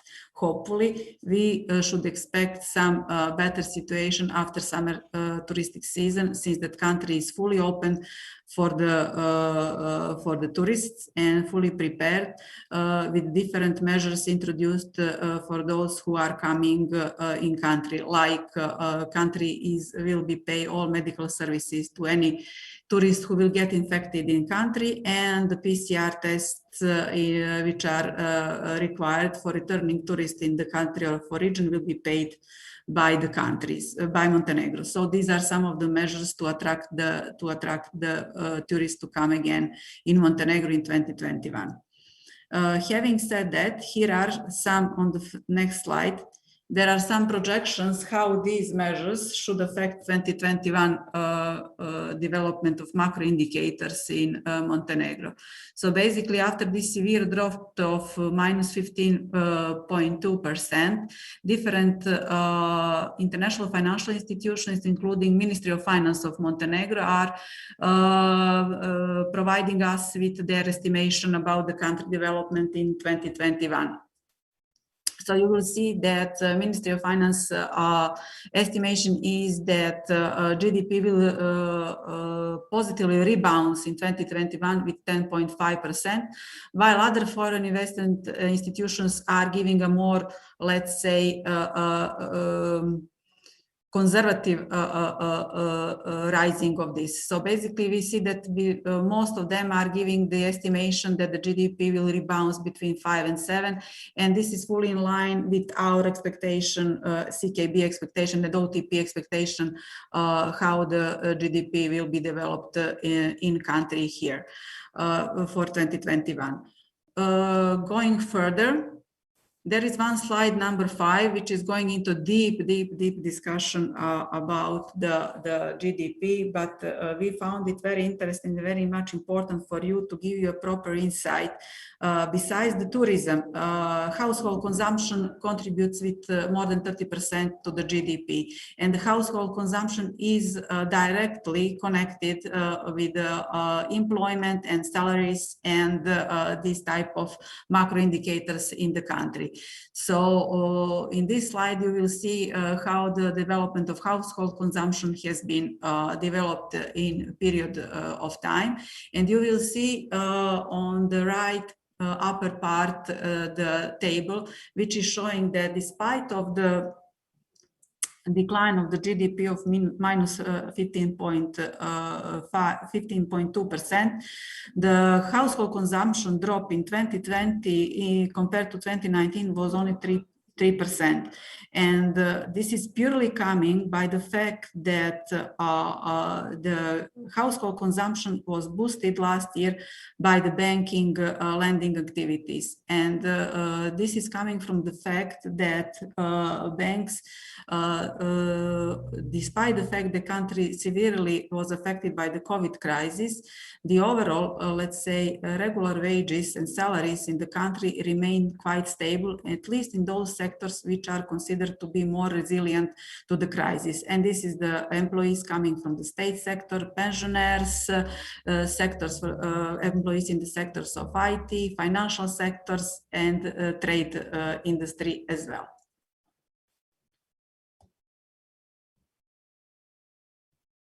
Moving forward, here are some of the information which are related to the banking sector in Montenegro, which we find quite important for you, because we would like to explain to you that despite the fact this is a quite small market compared to the region, 12 banks are operating. Out of these 12 banks, there are definitely 3 or 4 banks which are coming from the Western European countries, and these banks occupy the biggest market share participation in the country, which is again giving you an good drive or good information how the Western European countries and the companies are seeing this region and still willing to invest and to participate here in the country. So basically, overall market is consisted of 12 banks, and the total assets and liabilities of the banks is 4.7 billion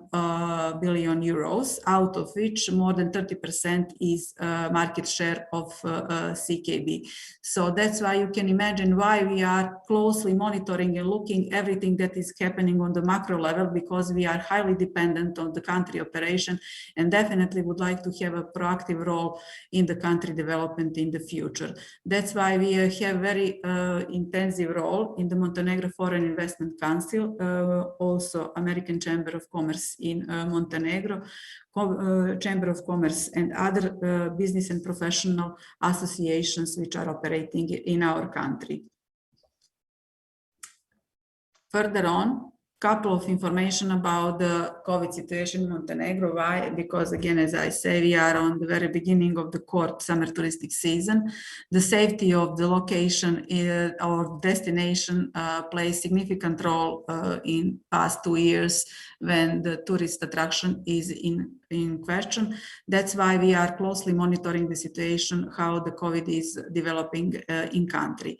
So basically, according to our, these are the information which you will find. The COVID situation in country is quite under control. The vaccination is going into a slower pace compared to what we were expecting. And according to our expectation, initially we expected that the vaccination will start much sooner compared to when it started. So basically, we expected a better, let's say, vaccination rate than it is currently. However, we really believe that this will continue in future and that Montenegro as a touristic destination will achieve its, let's say, safety rate so that they can attract more tourists to come in Montenegro. In the next slide, we come to the, let's say, main topic of this discussion, and this is the labor markets and how the international investors see the labor market in Montenegro. So as I said, the unemployment rate significantly grew in 2020 during the COVID crisis, and in the first quarter 2021 we don't see still the stabilization of it, so it's been growing steadily. The average salary is quite low compared to the, let's say, European countries. And the overall gross salary with all taxes and contributions is around 783 euros, while the net salary is approximately 524 euros. So this is just for you to give you an impression that, for example, out of which 1,000 euro cost for one employee, 60% will go to the hands of employee, 40% goes to the state. So this is the current situation in country. There have been certain measures which have been introduced depending whether you are employing employees in different regional parts of Montenegro which are considered undeveloped, and you receive certain subsidies for these things, but this is the overall average fact for the country. The unemployment rate quite high, as I said, and there are different items which we also follow, and this is youth unemployment rate, which is significantly high compared to the let's say some regional comparison and regional data. From our perspective as a foreign investor and the labor market, the biggest issue for us is the mismatch between the, let's say, supply and demand on the labor market, which means that it is not easily to get highly professional trained staff here on the market. And we heard some of the previous presentation that the similar situation is in other countries. So one of the directions is that you employ them early and start training them in-house so that you can get this stuff, because otherwise on the market you cannot find it, or you go abroad and find on the foreign markets the stuff that you need. The educational system and the employment system are not very much reconciled altogether, which is bringing this additional gap between the supply and demand on the market. The other thing which I also need to mention is that the educational system, which was also mentioned a couple of times during today's discussion, this vocational educational training and the system is not quite, let's say, high here in Montenegro. And usually we see students coming out from university with a zero professional experience or knowledge, and it takes like 3 to 4 months to bring them into the work processes so that you can properly use them. The government currently has a program of professional education which lasts 8 or 9 months for university degree students coming out, which receive obligatory professional, let's say, experience so that they can start regular employment. However, we don't see a proper usage of that in practice. As for the employment outlook, this is very uncertain and depends on recovery of labor-intensive sectors, which severely suffered during the COVID crisis, and this is the construction and tourism as well. So these are the parts for which we need how they will rebound in this post-COVID period, because as you may also see, most of the foreign direct investments and property developments actually were stopped or a little bit delayed in 2020 because of the high uncertainty how the outcome of the COVID crisis will be. So the biggest question is how the reactivation of economic activity and removal of travel barriers should facilitate the return of workers, and especially in those sectors, as I said, which are mostly affected by the COVID crisis.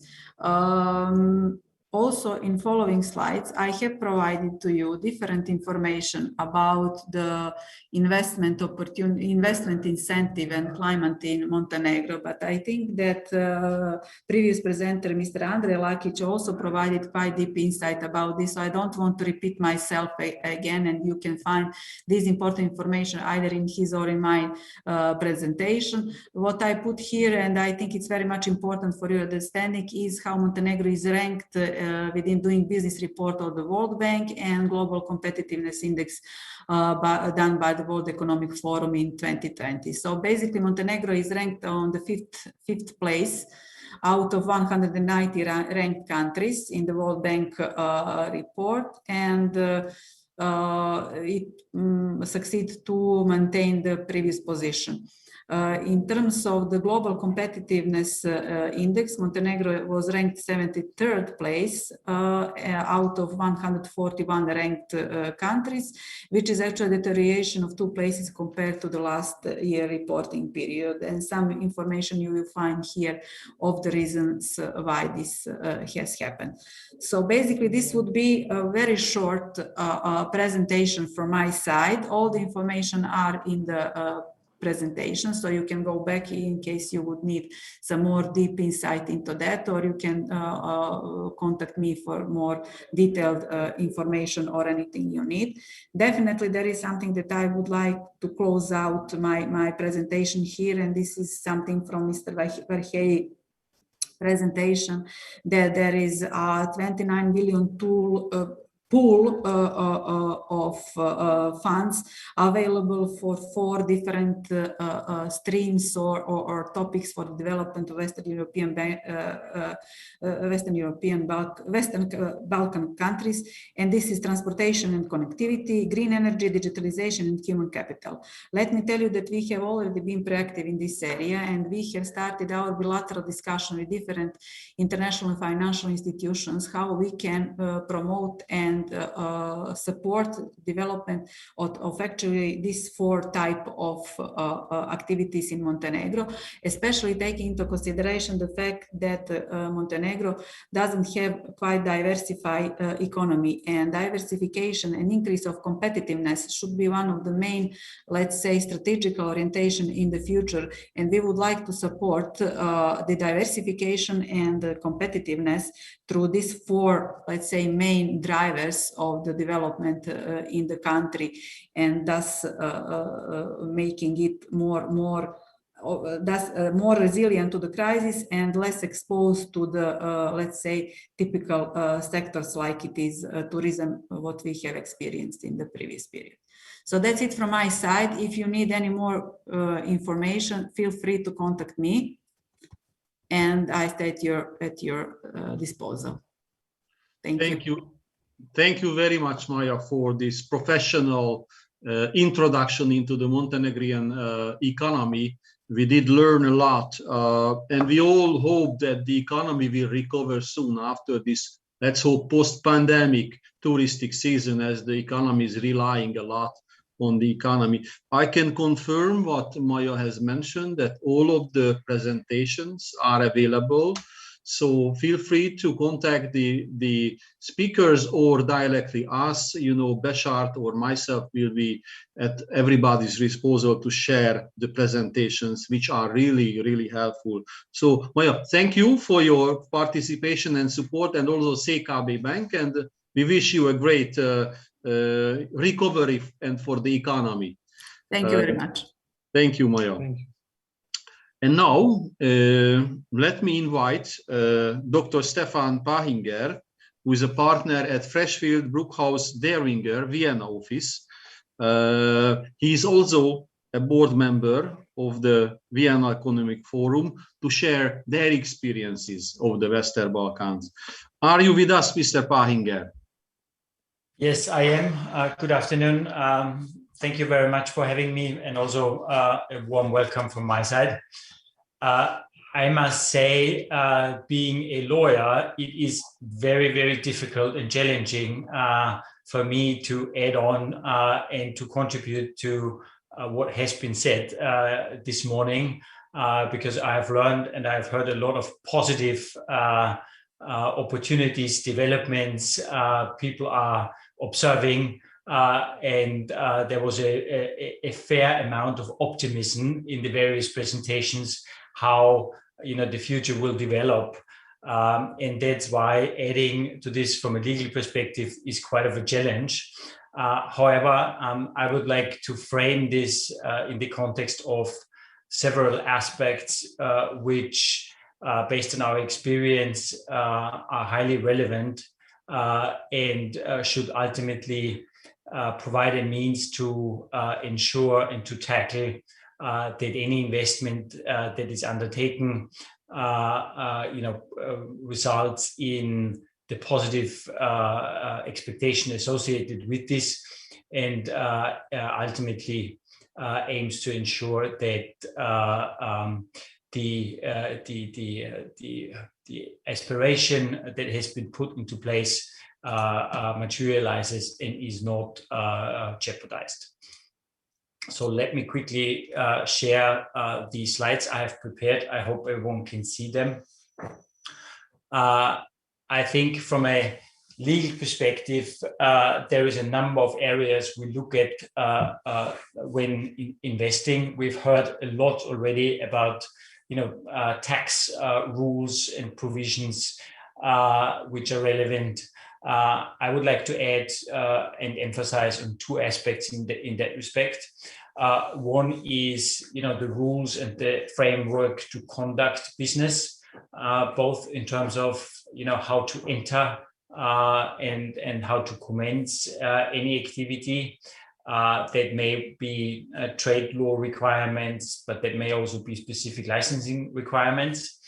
But equally important, the rules and regulations that apply upon commencement going forward, and in particular, what it takes to ensure compliance with those applicable rules and regulations to conduct business.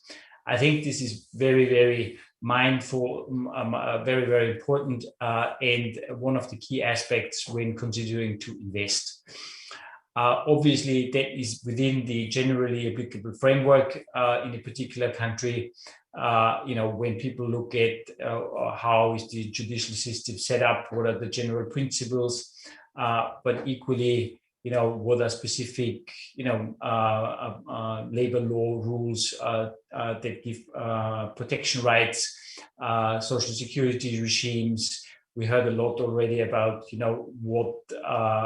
how the tax rate and the effective cost associated with any given activity is. So these are all relevant considerations when investing.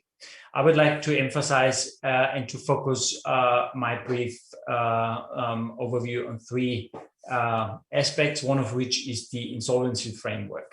That is always people underestimate when entering and when commencing business in a different country. It is, however, highly relevant because these are rules and regulations that apply in a worst case situation, and you would like, and investors typically pay a lot of attention to make sure that their investment is also protected in that specific situation.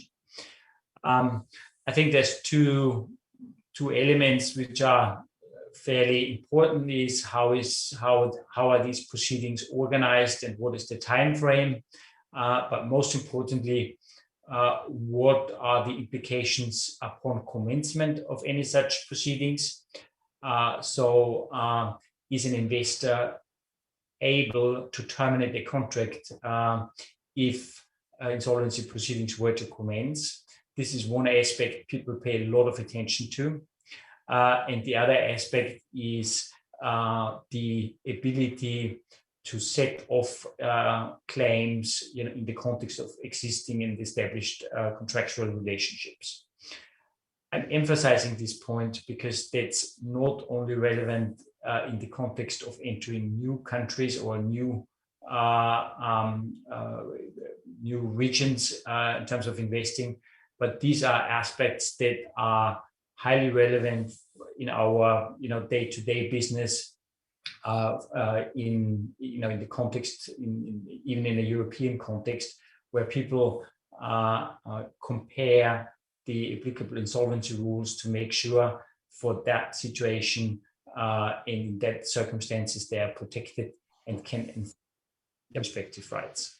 So the applicable insolvency regime is a highly relevant aspect when looking into an investment and when considering this. The other aspect is the enforcement of judgment, because even if contracts are, for instance, governed by a foreign law, a lot of people contract under the laws of a different jurisdiction where they incorporated. We do a lot of German law contracts, even in Austria. English law, as you all know, is highly relevant in international transactions. But nonetheless, there's always a local nexus, so to speak, when looking at assets and when enforcing assets. So understanding, the framework under which assets can be enforced is the contractual bilateral arrangement such that a court of a foreign jurisdiction may in fact be enforced, and what is the time frame and the process associated with that enforcement is a fairly important consideration, and people pay a lot of attention to this when deciding how to invest and where to invest, and when assessing the overall investment decision. The other key element I would like to focus is investment arbitration. That is a means that allows to bring claims against a sovereign, a country, in a situation where the investment or where rules are introduced that essentially have the effect of causing the investment to be not effective anymore, and the means to counter those damages are international investment treaties that facilitate the process on the basis of which damages can be claimed from a government. That has become increasingly relevant, and we frequently are asked, when supporting companies to explore investments in new regions or new countries, to provide an assessment of the existing investment arbitration framework.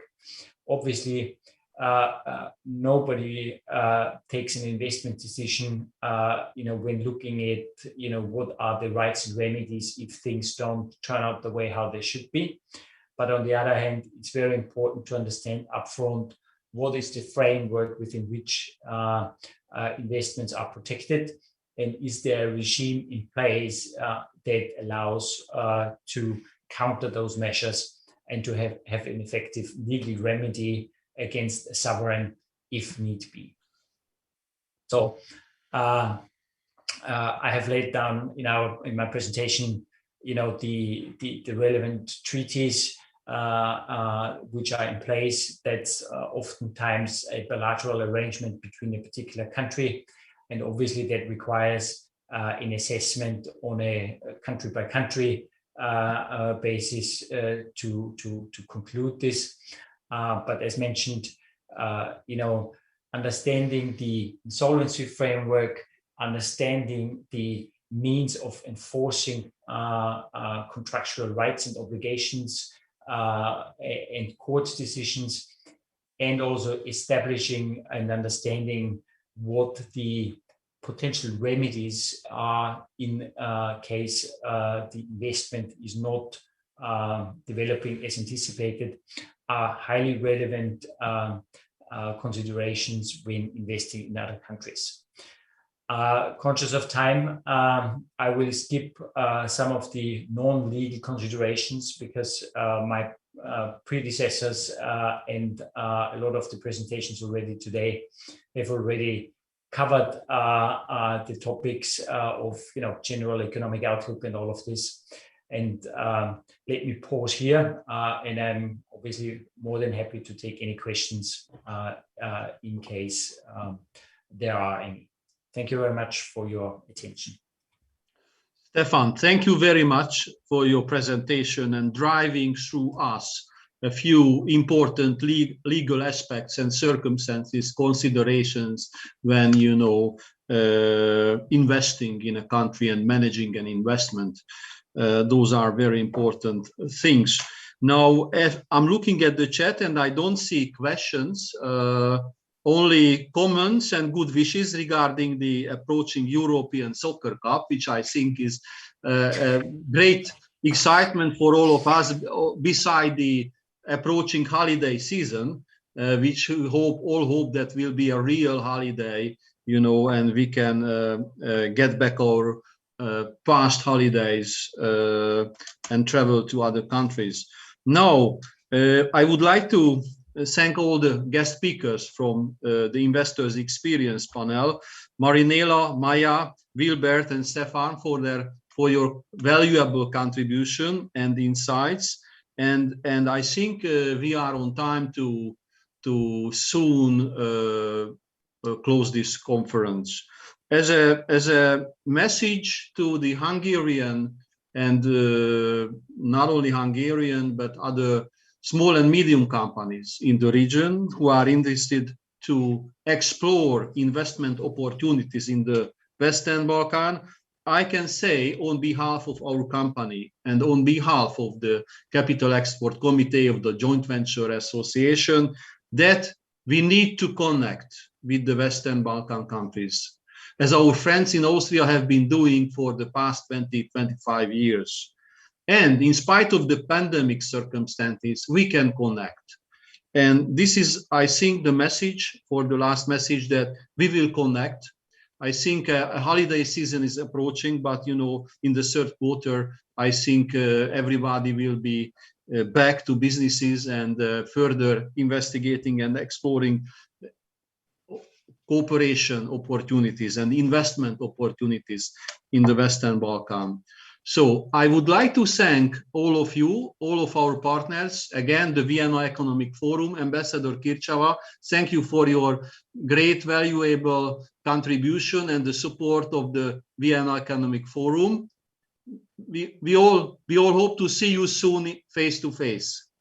I would like to use the opportunity to invite everybody. I just was chatting to the next 18th Vienna Economic Forum on 22nd of November in this year, 2021, in Vienna. I hope very much to see everybody in person in Vienna. And thank you again, Sandor. Thank you to all of you. It was very interesting. And thank you to my member of Vienna Economic Forum to support all of us, to Mr. Dr. Pachinger and Mr. Wilbert Verheyen from Canon International. We are very grateful and very hopeful to work together again. Thank you. Thank you, Elena, and also thank you for your invitation for the attendees. I can ensure that if you once go to Vienna and attend the forum, you will always come and follow, because I've been attending the forums for 10 years and I'm always waiting for the whole year, the November, because end of November is the Vienna Economic Forum. So thank you very much. 22nd of November. Thank you again. Thank you. Thank Bye. you. Best regards from Vienna. Bye-bye. Thank you. Thank you. I would like to also thank my team, Josef Gulyás and Beshart Kondi, for their contribution, and wish everybody a healthy and successful end of second quarter, and hope to see you, all of you, very soon. Thank you very much, all of you. Have a great day and see you soon. Regards from Budapest. Thank you. Bye-bye. Thank you. Bye. Bye-bye. Bye-bye.